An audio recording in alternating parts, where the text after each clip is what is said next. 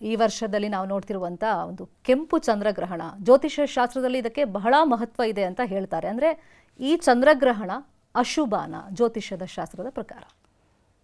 ಯಾವುದನ್ನು ಕೂಡ ಸ್ಪಷ್ಟವಾಗಿ ಅಶುಭ ಅಂತ ಹೇಳೋದಕ್ಕೆ ಬರೋದಿಲ್ಲ. ಗ್ರಹಣ ಅಂತಕ್ಕಂಥದ್ದು ಒಂದು ಸಾಮಾನ್ಯವಾದ ನಭೋಮಂಡಲದಲ್ಲಿ ನಡೀತಕ್ಕಂಥ ಪ್ರಕ್ರಿಯೆ. ವರ್ಷದಲ್ಲಿ ಆಗಾಗ ಗ್ರಹಣಗಳು ಸಂಭವಿಸ್ತಾ ಇರುತ್ತೆ.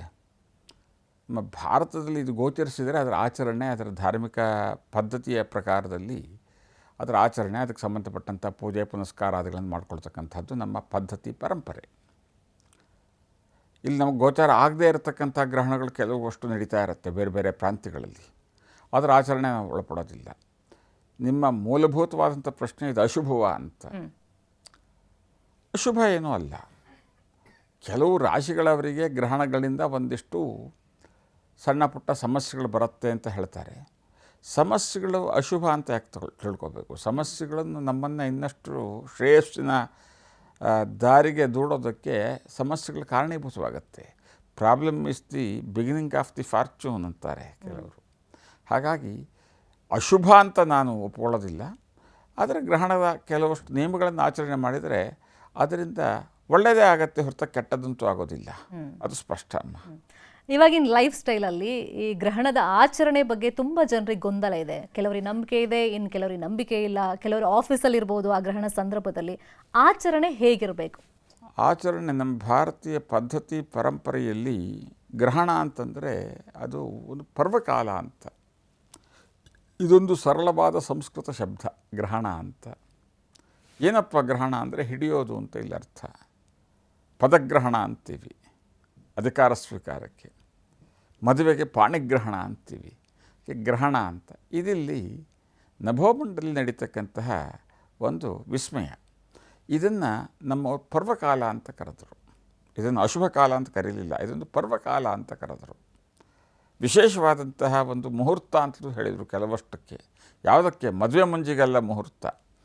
ಕೆಲವಷ್ಟು ಉಪದೇಶ ತಗೊಳ್ಳೋದಕ್ಕೆ, ಮಂತ್ರ ಸಾಧನೆಗೆ, ಔಷಧಿ ಸಾಧನೆಗೆ, ಮಂತ್ರಸಿದ್ಧಿಗಾಗಿ, ಇದಕ್ಕೆಲ್ಲ ಸೂಕ್ತವಾದ ಸಮಯವೇ ಇದು ಅಂತ ಹೇಳಿದರೆ ತಪ್ಪಾಗಲಾರದು. ಇನ್ನು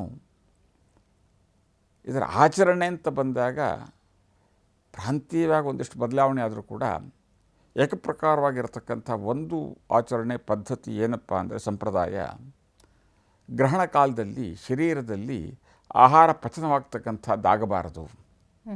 ಹಾಗಾಗಿ ಗ್ರಹಣಕ್ಕೆ ಮುಂಚೆ ಸುಮಾರಾಗಿ ಒಂದು 6-8 ಗಂಟೆಗಳ ಕಾಲ ಮುಂಚೆ ತಮ್ಮ ಆ ದಿವಸದ ಭೋಜನಾದಿಗಳನ್ನು ಮುಗಿಸ್ಕೊಂಡಿದ್ದು, ಗ್ರಹಣ ಪ್ರಾರಂಭ ಆದ ಕೂಡಲೇ ಒಂದು ಸ್ನಾನ ಮಾಡಿ, ಗ್ರಹಣಕ್ಕೆ ಮುಂಚೆನೇ ಒಂದು ಸ್ನಾನ ಮಾಡಿ, ಮನೆಯಲ್ಲಿ ದೇವತಾ ವಿಗ್ರಹಗಳನ್ನೆಲ್ಲದನ್ನು ಕೂಡ ವಿಶೇಷವಾಗಿ ಗಂಗಾ ಜಲದಲ್ಲಿ ನೀರಿನಲ್ಲಿ ಅದ್ದಿಟ್ಟು ಆ ಗ್ರಹಣ ಕಾಲದಲ್ಲಿ ಸ್ನಾನ ಮಾಡಿಕೊಂಡು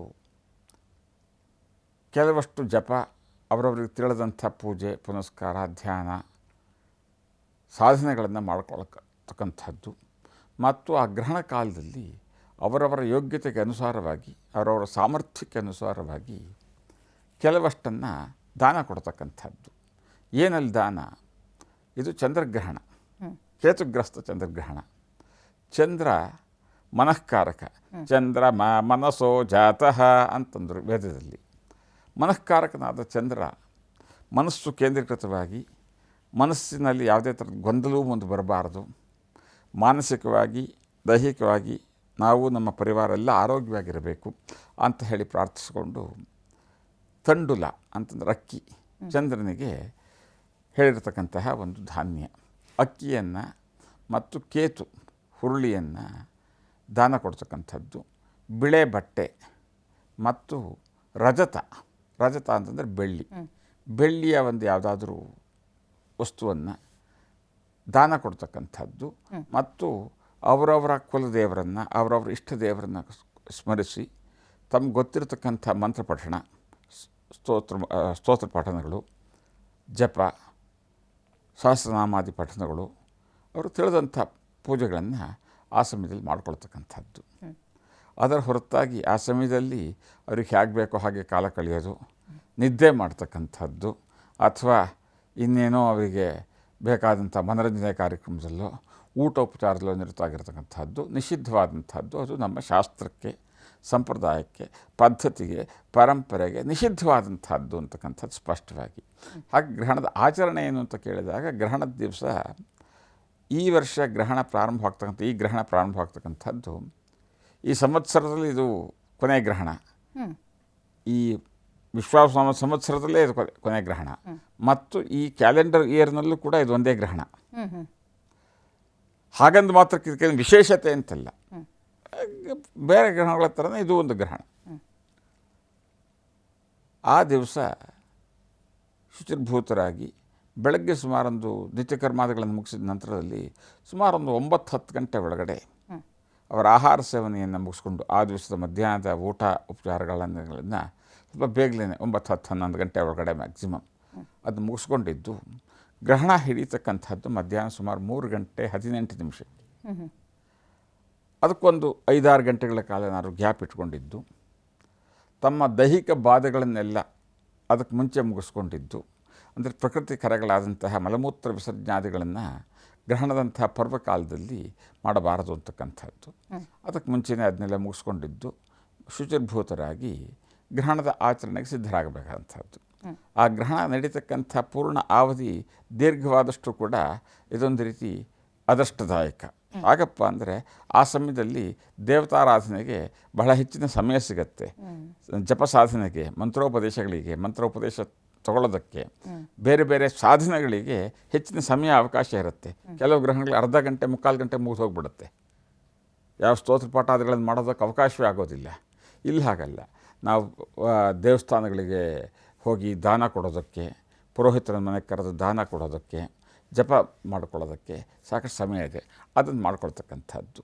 ಇದಿಷ್ಟು ಕೂಡ ಗ್ರಹಣಕ್ಕೆ ಮುಂಚೆ ಮತ್ತು ಗ್ರಹಣ ಕಾಲದಲ್ಲಿ ಮಾಡಬೇಕಾದ ನಿಯಮವಾದರೆ, ಗ್ರಹಣದ ನಂತರ ಮತ್ತೊಮ್ಮೆ ಸ್ನಾನ ಮಾಡಿ ಅವ್ರು ನೆನೆಸಿಟ್ಟಿರ್ತಕ್ಕಂಥ ದೇವರನ್ನೆಲ್ಲ ಶುಚಿಯನ್ನು ಮಾಡಿ ದೇವರ ಮನೆಯನ್ನು ಮತ್ತು ಮನೆಯ ಎಲ್ಲ ಭಾಗಗಳನ್ನು ಸ್ವಚ್ಛ ಮಾಡಿಕೊಂಡು ಸಂಕ್ಷಿಪ್ತವಾಗಿ ಅವ್ರಿಗೆ ತಿಳಿದಂಥದ್ದು ಮತ್ತೊಂದು ಸಾಯಂಕಾಲದ ಪೂಜೆಯನ್ನು ಮಾಡಿ ದೀಪ ಹಚ್ಚಿಟ್ಟು ನಿತ್ಯ ಜೀವನ ಪ್ರಾರಂಭ ಮಾಡ್ತಕ್ಕಂಥದ್ದು ಒಂದಾದರೆ, ಆಹಾರಕ್ಕೆ ಸಂಬಂಧಪಟ್ಟ ಹಾಗೆ ಇಲ್ಲಿ ಗೃಹಿಣಿಯರಿಗೆ ಒಂದು ನಿಯಮ ಹೇಳಿದ್ರು ಕೂಡ, ಈ ಹಾಲು ಕೊಡ್ತಕ್ಕಂಥ ತಾಯಂದರು, ಅಂದರೆ ಚಿಕ್ಕ ಮಕ್ಕಳು 2-3-4 ತಿಂಗಳ ಮಕ್ಕಳಿದ್ದು ಅವುಗಳ ಲಾಲನೆ ಪಾಲನೆ ಮಾಡಬೇಕಾದಂಥ ಅನಿವಾರ್ಯತೆ ಇದ್ದಾಗ, ಬಾಣಂತಿಯರು ಅಂತ ಹೇಳೋಕ್ಕಾಗಲ್ಲ, ಬಾಣಂತನ ಮುಗಿದ್ರ ಮೇಲೂ ಆ ಚಿಕ್ಕ ಮಕ್ಕಳ ಪಾಲನೆ ಮಾಡುವಂಥ ಒಂದು ಅನಿವಾರ್ಯತೆ, ಮತ್ತು ವಯೋವೃದ್ಧರು, ತುಂಬ ವಯಸ್ಸಾದಂಥವರು, ದೈಹಿಕ ಸಾಮರ್ಥ್ಯ ಇಲ್ಲದೆ ಇರತಕ್ಕಂಥವ್ರು, ಮತ್ತು ಕಾಯಿಲೆ ಬಿದ್ದಿರ್ತಕ್ಕಂಥವ್ರು, ಚಿಕ್ಕ ಮಕ್ಕಳು, ಅವ್ರುಗಳಿಗೆ ಗ್ರಹಣ ಅಂದರೆ ಏನು ಅರ್ಥ ಆಗೋದಿಲ್ಲ, ನಿಯಮ ಆಚರಣೆಗಳು ಅರ್ಥವೇ ಆಗೋದಿಲ್ಲ, 2 ವರ್ಷ 1 ವರ್ಷ 3 ವರ್ಷದ ಮಕ್ಕಳು, ಅವರುಗಳು, ಗರ್ಭಿಣಿ ಸ್ತ್ರೀಯರು, ಇವರುಗಳಿಗೆ ಈ ಒಂದು ನಿಯಮದಿಂದ ವಿನಾಯಿತಿ ಕೊಟ್ಟು ಅವರು ಆ ಸಮಯದಲ್ಲಿ ಅವ್ರಿಗೆ ಸಾಧ್ಯವಾದಷ್ಟು ಏನು ಆಗುತ್ತೋ ಮಾಡಿಕೊಳ್ಳಲಿ. ಅದಿಲ್ಲದೇ ಇದ್ದರೂ ಕೂಡ ಇದನ್ನು ನಿಯಮವನ್ನು ಅವರಿಗೆ ಸಲ್ಲಿಸಿದ್ದಾರೆ ಶಾಸ್ತ್ರದಲ್ಲಿ, ಸಂಪ್ರದಾಯದಲ್ಲಿ, ಪದ್ಧತಿಯಲ್ಲಿ, ಪರಂಪರೆಯಲ್ಲಿ. ಅದನ್ನು ಮಾಡ್ಕೊಳ್ತಕ್ಕಂಥದ್ದು ಇದಿಷ್ಟು ಕೂಡ. ಇನ್ನು ಆ ಸಮಯದಲ್ಲಿರ್ತಕ್ಕಂಥ ಬೇಯಿಸಿದ ಆಹಾರ ಪದಾರ್ಥಗಳೆಲ್ಲದೂ ಕೂಡ ನಿಷಿದ್ಧವಾದಂಥದ್ದು. ಅದಕ್ಕೆ ಮುಂಚೆ ಏನು ಮಾಡಿರ್ತೀರಾ ಅದನ್ನು ಕನ್ಸ್ಯೂಮ್ ಮಾಡಿದ್ರ ಮೇಲೆ ಆಯಿತು. ಆ ಸಮಯದಲ್ಲಿ ಇರ್ತಕ್ಕಂಥದ್ದು ಗ್ರಹಣದ ಮೈಲಿಗೆ ಅಂತಕ್ಕಂಥ ಒಂದು ಭಾವನೆ, ಅದೆಲ್ಲವನ್ನೂ ಕೂಡ ವಿಸರ್ಜನೆ ಮಾಡಿ ಹೊಸದಾಗಿ ಸಾಯಂಕಾಲ ಗ್ರಹಣ ಬಿಟ್ಟರ ಮೇಲೆ ಅಡುಗೆ ಮಾಡ್ಕೋಬೇಕೆ ಹೊರತಾಗಿ ಬೆಳಗ್ಗೆನೋ ಮಧ್ಯಾಹ್ನ ಮಾಡಿಬಿಡ್ತೀನಿ, ಗ್ರಹಣ ಮುಗಿದ್ರ ಮೇಲೆ ತಿಂತೀನಿ, ಹಾಗೆ ಮಾಡ್ತಕ್ಕಂಥದ್ದು ತಪ್ಪು ಅಂತಕ್ಕಂಥದ್ದು. ಇನ್ನು ಗ್ರಹಣದ ಮೈಲಿಗೆ ಅಂತಕ್ಕಂಥ ಒಂದು ಕಾನ್ಸೆಪ್ಟ್ ನಮ್ಮಲ್ಲಿದೆ. ಹಾಗಾಗಿ ಎಲ್ಲ ಕಡೆಯಲ್ಲೂ ಆ ಗ್ರಹಣದ ಮೈಲಿಗೆನಲ್ಲಿ ಅನಿವಾರ್ಯವಾಗಿ ಎಲ್ಲೆಲ್ಲಿ ನಾವು ಯಾವ್ಯಾವುದನ್ನು ಡಿಸ್ಪೋಸ್ ಮಾಡೋಕ್ಕೆ ಆಗೋದಿಲ್ಲ, ಉದಾಹರಣೆಗೆ ವಾಟರ್ ಟ್ಯಾಂಕು, ತುಪ್ಪ, ಉಪ್ಪಿನಕಾಯಿ, ಶೆಲ್ಫ್ ಲೈಫ್ ಇರತಕ್ಕಂಥ ಉಪ್ಪಿನಕಾಯಿ ಇತ್ಯಾದಿಗಳಿಗೆ ಆ ದರ್ಬೆಯಲ್ಲಿಟ್ಟು ಆ ಗ್ರಹಣದ ಮೈಲಿಗೆಯಿಂದ ಅದು ಹೊರತಾಗತ್ತೆ ಅಂತಕ್ಕಂಥ ಒಂದು ಭಾವನೆಯಿಂದ ಅದನ್ನಲ್ಲಿರ್ತಕ್ಕಂಥದ್ದು. ಇದಿಷ್ಟು ಕೂಡ ಒಂದು ಸಂಕ್ಷಿಪ್ತವಾದ ಜನಸಾಮಾನ್ಯರು ಆಚರಣೆ ಮಾಡಲೇಬೇಕಾದಂಥ ಮತ್ತು ಮಾಡಬಹುದಾದಂತಹ ಒಂದು ನಿಯಮಗಳಮ್ಮ. ಸಂಕ್ಷಿಪ್ತವಾಗಿ ತಿಳಿಸಿದ್ರಿ. ಈಗ ಹಳ್ಳಿಗಳಲ್ಲಾದರೆ ದರ್ಬೆ ಈಸಿಯಾಗಿ ಸಿಕ್ಬಿಡುತ್ತೆ, ಮನೆ ಅಂಗಳದಲ್ಲೇ ಇರುತ್ತೆ. ಸಿಟಿ ಲೈಫಲ್ಲಿ ಆ ಗ್ರಹಣ ಟೈಮ್ನಲ್ಲಿ ಕೆಲವರು ಫಾಲೋ ಮಾಡಬೇಕು ಅಂತ ಮನಸ್ಸಿದ್ರು ಕೂಡ ತಮ್ಮ ಕೆಲಸದ ನಿಮಿತ್ತ ಅದು ಆಗೋದಿಲ್ಲ. ದರ್ಬೆ ಪರ್ಯಾಯ ಏನಿದೆ? ನಿಮ್ಮ ಸಮಸ್ಯೆ ಅರ್ಥವಾಯಿತು. ಇವತ್ತು ದರ್ಬೆ ಅಂದರೆ ಬಹುತೇಕರಿಗೆ ಅದೇನು ಅಂತ ಗೊತ್ತಿಲ್ಲ. ನಮ್ಮ ಯುವ ಸಮೂಹ ದರ್ಬೆ ಅಂದ್ಕೊಳ್ಳೆ ಫೋನ್ ತೆಗೆದುಬಿಟ್ಟು ಗೂಗಲಲ್ಲಿ ಹುಡುಕ್ತಾರೆ ವಾಟ್ ಈಸ್ ದರ್ಬೆ ಅಂತ. ಅಂಥ ಒಂದು ಪರಿಸ್ಥಿತಿ. ಅದನ್ನು ಅವರು ಗೂಗಲ್ನವ್ರು ಬೇರೆ ಅರ್ಥದಲ್ಲಿ ಅದನ್ನ ಎಕ್ಸ್ಪ್ಲೇನ್ ಮಾಡಿರ್ತಾರೆ. ಇದೊಂದು ಪವಿತ್ರವಾದಂತಹ ಒಂದು ಹುಲ್ಲಿನ ರೂಪದ ಸಸ್ಯ. ಇದನ್ನ ಸಂಸ್ಕೃತದಲ್ಲಿ ಕುಶ ಅಂತ ಕರಿತೀವಿ. ಆ ದರ್ಭೆ ಅಂತಕ್ಕಂಥದ್ದು ಹೋಮ ಹವನಗಳಿಗೆ ಅದು ಅತ್ಯವಶ್ಯಕ. ದರ್ಭೆಯಿಂದ ಆಸನ ಮಾಡ್ತಾರೆ, ದರ್ಭಾಸನ ಅಂತ. ಪೂಜೆಗೆ, ಜಪಕ್ಕೆ, ತಪಸ್ಸಿಗೆ ಭಾಳ ಶ್ರೇಷ್ಠವಾದಂತಹ ಒಂದು ಗ್ರಾಸ್ ಅದು. ಪಟ್ಟಣ ಪ್ರದೇಶಗಳಲ್ಲಿ ಸ್ವಲ್ಪ ವಿರಳ ಸಿಗತ್ತೆ, ಅಲ್ಲಲ್ಲಿ ಹುಡ್ಕೊಂಡು ಹೋಗಬೇಕಾಗತ್ತೆ, ಅಂಗಡಿಗಳಲ್ಲಿ ಸಿಗತ್ತೆ. ಹಳ್ಳಿಗಳಲ್ಲಿ ನದಿ ತೀರಗಳಲ್ಲಿ ಹೇರಳವಾಗಿ ಬೆಳೆದಿರುತ್ತೆ. ಇನ್ನು ಹಳ್ಳಿಗಳಲ್ಲಿ ಬಹುತೇಕ ಎಲ್ಲರಲ್ಲೂ ಸಿಗ್ತಕ್ಕಂಥದ್ದು. ಪಟ್ಟಣ ಪ್ರದೇಶಗಳಲ್ಲಿ ದರ್ಭೆಯ ಒಂದು ಅವೈಲಬಿಲಿಟಿ ಕೂಡ ಸ್ವಲ್ಪ ಅಪರೂಪ. ದರ್ಭೆ ಆವಾಗ ನಿಮಗೆ ಸಿಗದೇ ಇದ್ದರೆ ದರ್ಭೆಗೆ ಪರ್ಯಾಯವಾಗಿ ಇನ್ನೊಂದು ಅಷ್ಟೇ ಪವಿತ್ರವಾದಂತಹ ವೃಕ್ಷ ತುಳಸಿ. ತುಳಸಿ ದಳ ಹಾಕಿದರೂ ಕೂಡ ದರ್ಭೆ ಹಾಕಿದಷ್ಟೇ ಎಫೆಕ್ಟ್ ಇದೆ, ಅಷ್ಟೇ ಒಂದು ಶ್ರೇಯಸ್ಸಿದೆ ಅದರಲ್ಲಿ ಅಂತಕ್ಕಂಥದ್ದು ನಮ್ಮ ಹಿಂದಿನಿಂದ ನಡೆದುಕೊಂಡು ಬಂದಂಥ ಒಂದು ಪದ್ಧತಿ. ತುಳಸಿ ಬಹುತೇಕರ ಮನೆಗಳಲ್ಲಿ ನಾವು ಕಾಣಬಹುದು. ಪಟ್ಟಣ ಇರಲಿ, ಹಳ್ಳಿ ಇರಲಿ, ಅಪಾರ್ಟ್ಮೆಂಟ್ ಇರಲಿ, ಮನೆಗಳಿರಲಿ, ಇನ್ನೊಂದಿರಲಿ, ತುಳಸಿ ಇರ್ತಕ್ಕಂಥದ್ದು ಸರ್ವೇ ಸಾಮಾನ್ಯ. ದರ್ಭೆಗೆ ಪರ್ಯಾಯವಾಗಿ ತುಳಸಿಯನ್ನು ಹಾಕ್ತಕ್ಕಂಥ ಒಂದು ಪದ್ಧತಿಯೂ ಉಂಟಮ್ಮ. ಗ್ರಹಣ ಅನ್ನೋದು ಒಂದು ಪ್ರಕೃತಿ ನಿಯಮನೇ. ಇನ್ನು ಹೆಣ್ಮಕ್ಳು ಬಾಳಲು ಕೂಡ ಪ್ರಕೃತಿ ನಿಯಮ ಅಂಥೇಳಿ ಋತುಚಕ್ರ ನಾವು ನೋಡ್ತೀವಿ, ಬೇರೆ ಬೇರೆ ಸಮಸ್ಯೆಗಳನ್ನು ಕೂಡ ನೋಡ್ತೀವಿ. ಸೊ ಅಂಥ ಸಂದರ್ಭದಲ್ಲೇ ಗ್ರಹಣ ಬಂದಾಗ ಅದು ಅಪ್ಲೈ ಆಗುತ್ತಾ ಅಂಥವ್ರಿಗೆ? ಆಚರಣೆ ಮಾಡಬೇಕಾಗುತ್ತಾ? ಆಚರಣೆ ಅಂತಂದರೆ ಅವರ ಒಂದು ದೈಹಿಕ ಧರ್ಮದ ಏನಿರುತ್ತೆ ಅಲ್ಲಿ ಇದು ಪ್ರಕೃತಿ ಸಹಜವಾಗಿ ಆಗ್ತಕ್ಕಂಥ ಒಂದು ಮಾಸಿಕ ಕ್ರಿಯೆ ಪ್ರತಿ ತಿಂಗಳು ಇರತಕ್ಕಂಥದ್ದು. ಈ ಗ್ರಹಣಕ್ಕಾಗಿ ಅದನ್ನು ಪೋಸ್ಟ್ಪೋನ್ ಮಾಡೋಕ್ಕೆ ಬರೋದಿಲ್ಲ, ಪೋಸ್ಟ್ಪೋನ್ ಆಗುವಂಥದ್ದಲ್ಲೂ ಅಲ್ಲ ಅದು. ಹಾಗಾಗಿ ದೇಹಧರ್ಮ ಅವತ್ತವರಿಗೆ ಆಹಾರ ಸೇವನೆಯ ಹೊರತಾಗಿ ಬೇರೆ ಇನ್ಯಾವ ವಿಶೇಷವಾದ ನಿಯಮವನ್ನು ಪಾಲನೆ ಮಾಡಬೇಕಾಗಿದ್ದಿಲ್ಲ. ಆಹಾರ ಗ್ರಹಣ ಸಮಯದಲ್ಲಿ ಅವರು ಕೂಡ ಉಪವಾಸ ಇದ್ದರಾಯ್ತು ಆ ಒಂದು ಸಂದರ್ಭದಲ್ಲಿ. ಅದರ ಹೊರತಾಗಿ ಇನ್ನುಳಿದಂಥ ಅವರ ಪ್ರಕ್ರಿಯೆ ಏನಿರುತ್ತೆ, ಆ ಸಮಯದಲ್ಲಿ ಮಲಗಿರಬೇಡಿ, ಕೂತ್ಕೊಂಡಿರಿ ಅಂತ ಹೇಳ್ತೀವಿ. ಅಷ್ಟೇ ಹೊರತಾಗಿ ಅವರ ಋತುಚಕ್ರಾದಿಗಳು ಬಂದ ಮಾತ್ರಕ್ಕೆ ಅದೇನು ಪಾಪವೂ ಅಲ್ಲ, ಅದೊಂದು ಕೆಟ್ಟದ್ದೂ ಅಲ್ಲ, ಅಥವಾ ಅದೊಂದು ನಿಷಿದ್ಧವೂ ಅಲ್ಲ. ಅದು ಪ್ರಕೃತಿ ಸಹಜ. ಈ ಗ್ರಹಣವೂ ಕೂಡ ಪ್ರಕೃತಿ ಸಹಜ. ಹಾಗಾಗಿ ಆ ಒಂದು ಆಚರಣೆ ಅವರಿಗೆ ಅದರ ಅವಶ್ಯಕತೆ ಬರೋದಿಲ್ಲಮ್ಮ. ಆಹಾರ ಸೇವನೆ ಮಾತ್ರ ಆ ಸಮಯದಲ್ಲಿ ಬೇಡ. ಮಲ್ಕೊಂಡಿರಬೇಡಿ, ಕೂತ್ಕೊಂಡಿರಿ, ಇದೆರಡು ನಿಯಮ ಹೇಳ್ತೇವೆ ಅವ್ರಿಗೆ ಅಷ್ಟೇ. ಇನ್ನು ಕೆಲವರಿಗೆ ಅಂದರೆ ಗರ್ಭಿಣಿಯರಿಗೆ ಡ್ಯೂ ಡೇಟ್ ಆವಾಗಲೇ ಬಂದ್ಬಿಟ್ಟಿರುತ್ತೆ, ಅಂದರೆ ನಾರ್ಮಲ್ ಡೆಲಿವರಿ ಅದೇ ಸಂದರ್ಭದಲ್ಲಿ ಆದರೆ? ಇದೊಂದು ಬಹಳ ದೊಡ್ಡದಾದಂಥ ಪ್ರಶ್ನೆ. ನಿಮ್ಮಂತಹ ಅತ್ಯಂತ ಜನಪ್ರಿಯ ವಾಹಿನಿಗೆ ಸಾವಿರಾರು ಜನ ಈ ಪ್ರಶ್ನೆಯನ್ನು ಕೇಳ್ಕೊಂಡು ಬಂದಿದ್ದಾರೆ. ಪಾಪ ನಿರೀಕ್ಷಣೆಯಲ್ಲಿರ್ತಕ್ಕಂಥ ತಾಯಂದಿರು ಅಂತಂದರೆ ಅವರಿಗೆ ಹೆರಿಗೆ ಡೇಟು ಅದೇ ಹೆಚ್ಚು ಕಡಿಮೆ 2, 3, 4 ಯಾವಾಗಲೂ ಕೊಟ್ಟಿರ್ತಾರೆ ಡಾಕ್ಟ್ರು. ಬೆಳಗಾಗಿದ್ದ ನೋವು ಶುರು ಆಗಿಬಿಡುತ್ತೆ, ಹೆರಿಗೆ ನೋವು. ಆಸ್ಪತ್ರೆಗೆ ಹೋಗಿ ಎಲ್ಲ ಸಿದ್ಧತೆ ಮಾಡಿಕೊಂಡು ರೆಡಿ ಮಾಡಿಕೊಂಡು ಪ್ರಕೃತಿ ಸಹಜವಾಗಿ ಹೆರಿಗೆ ಆಗುತ್ತಾ, ನ್ಯಾಚುರಲ್ ಡೆಲಿವರಿ ಅಂತ ನೋಡೋ ಹೊತ್ತಿಗೆ ಒಂದು 2, 3, 4 ಗಂಟೆ ಆಗಿಬಿಡುತ್ತೆ ಮಧ್ಯಾಹ್ನ. ಆ ಗ್ರಹಣ ಸಮಯದಲ್ಲಿ ಡೆಲಿವರಿ ಆಗಿಬಿಟ್ರೆ ಇದರಿಂದ ಏನು ತೊಂದರೆ ಇದೆಯಾ, ಮಗುವಿಗೆ ಏನಾದರೂ ತೊಂದರೆ ಇದೆಯಾ, ಮಗು ಏನಾದರೂ ಅನಿಷ್ಟವೇ, ತಂದೆ ತಾಯಿಗಳಿಗೆ ಏನಾದರೂ ತೊಂದರೆ ಇದೆಯಾ, ಕುಟುಂಬಕ್ಕೆ ಏನಾದರೂ ತೊಂದರೆ ಇದೆ ಇತ್ಯಾದಿ ಭಯವನ್ನು ಜನ ಇಟ್ಕೊಂಡಿದ್ದಾರೆ. ಅಂಥದ್ದೇನೂ ಆಗೋದಿಲ್ಲ. ಗ್ರಹಣ ಕಾಲದಲ್ಲಿ ಹುಟ್ಟಿರ್ತಕ್ಕಂಥ ಬೇಕಾಷ್ಟು ಜನ ಮಹಾತ್ಮರಿದ್ದಾರೆ. ಅದರಿಂದ ಗ್ರಹಣ ಕಾಲದಲ್ಲಿ ಮಗು ಹುಟ್ಟಿದ ಮಾತ್ರಕ್ಕೆ ಆ ಮಗುವಿಗೇನೋ ದೊಡ್ಡ ಗ್ರಹಚಾರ ಅಂತಲೋ, ತಂದೆ ತಾಯಿಗೇನೋ ದೊಡ್ಡ ಗ್ರಹಚಾರ ಅಂತಲೋ, ಅಥವಾ ಕುಟುಂಬಕ್ಕೇನೋ ಒಂದು ಗ್ರಹಚಾರ, ಅದೇನೋ ಒಂದು ಅನಿಷ್ಟ, ಅದೇನೋ ಒಂದು ಕೆಟ್ಟದಾಗತ್ತೆ ಇತ್ಯಾದಿ ಯಾವ ಭಯವನ್ನು ಬಿಟ್ಟು ನಿಶ್ಚಿಂತೆಯಾಗಿರಿ. ಆಗೋದಿಲ್ಲ ಗ್ರಹಣ ಕಾಲದಲ್ಲಿ ಸಾಧಾರಣವಾಗಿ ಆಗುವಂಥದ್ದು ಬೇಕಾದಷ್ಟು ಆಗತ್ತೆ. ನಾವು ನಮ್ಮ ಇತಿಹಾಸದಲ್ಲಿ ಬೇಕಾದಷ್ಟು ಅಂಥ ಉದಾಹರಣೆಗಳನ್ನು ನಾವು ಕೇಳಿದ್ದೀವಿ. ಹಾಗಾಗಿ ಅನಿವಾರ್ಯವಾಗಿ ಆದರೆ ಆಗಲಿ, ಅದನ್ನು ಪೋಸ್ಟ್ಪೋನ್ ಮಾಡೋಕ್ಕೆ ಹೋಗಿ ತಾಯಿ ಮಗುವಿನ ಆರೋಗ್ಯದ ಮೇಲೆ ಪರಿಣಾಮ ಬೀರೋದು, ಅಥವಾ ಪ್ರೀಪೋನ್ ಮಾಡೋಕ್ಕೆ ಹೋಗಿ ನಾಳೆ ಗ್ರಹಣ ಬರುತ್ತೆ, ಇವತ್ತು ಆಪ್ರೇಷನ್ ಮಾಡಿಬಿಡಿ, ಸಾಯಂಕಾಲ ಗ್ರಹಣ ಬರುತ್ತೆ, ಬೆಳಗ್ಗೆ ಈಗ ಸರ್ಜರಿ ಮಾಡಿಬಿಡಿ ಅಂತ ಹೇಳಿ ಹೋಗ್ತಕ್ಕಂಥದ್ದು ಅವೆಲ್ಲ ತಪ್ಪೇ ಹೊರತಾಗಿ ಪ್ರಕೃತಿ ಸಹಜವಾಗಿ ಬಿಟ್ಬಿಡಿ. ಅದು ಗರ್ಭಿಣಿಯರು ಆ ಸಂದರ್ಭದಲ್ಲಿ ಹೆರಿಗೆ ಆದರೂ ಕೂಡ ಅಂಥ ದೊಡ್ಡ ತೊಂದರೆ ತಾಪತ್ರಗಳಿರೋದಿಲ್ಲ. ಅದನ್ನ ಅವಾಯ್ಡ್ ಮಾಡೋಕ್ಕೆ ಹೋಗಿ ಏನೇನೋ ಅನಾಹುತಗಳನ್ನು ಮಾಡ್ಕೊಳ್ಬೇಡಿ ಅಂತಕ್ಕಂಥದ್ದು ನನ್ನ ಸ್ಪಷ್ಟವಾದಂತಹ ಸಂದೇಶವಮ್ಮ. ಇನ್ನು ಈ ಗ್ರಹಣ ಸಂದರ್ಭದಲ್ಲಿ ನಾವೇ ನ್ಯೂಸ್ ಚಾನಲಲ್ಲಿ ತೋರಿಸ್ತಾ ಇರ್ತೀವಿ, ಪ್ರಜ್ಞಾವಂತರು ಅಂತ ಕರೆಸ್ಕೊಳ್ಳೋರು ನಗರದ ಪ್ರಮುಖ ಸ್ಥಳಕ್ಕೆ ಬರ್ತಾರೆ, ಗ್ರಹಣ ಸಂದರ್ಭದಲ್ಲೇ ಊಟ ಮಾಡಿ ತೋರಿಸ್ತೀವಿ, ಏನೂ ಆಗಲ್ಲ ಅಂದ್ಬಿಡ್ತಾರೆ. ಲೋಕೋ ಭಿನ್ನ ರುಚಿ. ಈಗ ನಾವಿಲ್ಲಿ ಹೇಳ್ತಕ್ಕಂಥದ್ದು ಸ್ಪಷ್ಟವಾಗಿ ಇಷ್ಟೇ, ನಮ್ಮ ಶಾಸ್ತ್ರ, ಸಂಪ್ರದಾಯ, ಪದ್ಧತಿ, ಪರಂಪರೆ, ಭಾರತೀಯರ ಪದ್ಧತಿಯಲ್ಲಿ, ಭಾರತೀಯರ ಪರಂಪರೆಯಲ್ಲಿ, ಭಾರತೀಯ ಸಂಸ್ಕಾರದಲ್ಲಿ, ಸಂಸ್ಕೃತಿಯಲ್ಲಿ ನಮ್ಮ ಆಚರಣೆ ಹೇಗಿರಬೇಕು, ಯಾವ್ಯಾವ ಸಂದರ್ಭದಲ್ಲಿ ಹೇಗಿರಬೇಕು ಅಂತಕ್ಕಂಥದ್ದು. ಇನ್ಯಾವುದೋ ಒಂದು ಹೊಸ ಚಿಂತನೆಯವರು ಹೊಸದಾದಂಥ ಒಂದು ಮಾರ್ಗವನ್ನು ಹೊಡ್ಕೊಂಡಿರ್ತೀವಿ. ಯಾವತ್ತು ನಾವು ಪ್ರತಿಭಟನೆ ಮಾಡ್ತೀವಿ, ಯಾವತ್ತು ನಾವು ಊಟ ಮಾಡ್ತೀವಿ, ಯಾವತ್ತು ನಾವು ಸ್ಮಶಾನದಲ್ಲಿ ಹೋಗಿ ಅಡುಗೆ ಮಾಡ್ಕೊಳ್ತೀವಿ, ಇನ್ನೆಲ್ಲೋ ಹೋಗ್ಬಿಟ್ಟು ಮದುವೆ ಮಾಡ್ತೀವಿ, ಇನ್ನೇನೋ ಮಾಡ್ತೀವಿ, ಇಂಥದ್ದೆಲ್ಲ ವಿಚಾರಗಳು ಇದೆ. ಲೋಕೋ ಭಿನ್ನ ರುಚಿ ಅಂತಂದರು. ನಮ್ಮ ಪದ್ಧತಿ ಪರಂಪರೆಯಲ್ಲಿ ಚಾರ್ವಾಕು ಸಂಪ್ರದಾಯಕ್ಕೂ ಕೂಡ ಅಷ್ಟೇ ಮಹತ್ವ ಕೊಟ್ಟಿರ್ತಕ್ಕಂಥ ದೊಡ್ಡದಾದ ಸಂಸ್ಕಾರ, ಸಂಸ್ಕೃತಿ ಭಾರತೀಯರದ್ದು. ನಮ್ಮಲ್ಲಿ ವಿರೋಧವನ್ನು ಕೂಡ ವಿರೋಧವನ್ನು ಒಪ್ಪಿಕೊಳ್ಳತಕ್ಕಂತಹ ಒಂದು ಸಂಸ್ಕಾರ ಭಾರತೀಯರಿಗಿದೆ. ಆದ್ದರಿಂದ ಅವರೂ ಇರಬೇಕು, ಇವರೂ ಇರಬೇಕು. ನಮಗೆ ನಮ್ಮ ವಿಚಾರಧಾರೆಯನ್ನು ವಿರೋಧ ಮಾಡ್ತಕ್ಕಂಥವ್ರನ್ನು ಕೂಡ ನಾವು ಗೌರವಿಸಬೇಕು. ಗೌರವಿಸ್ತಕ್ಕಂಥದ್ದು ನಮ್ಮ ಆದ್ಯ ಕರ್ತವ್ಯ.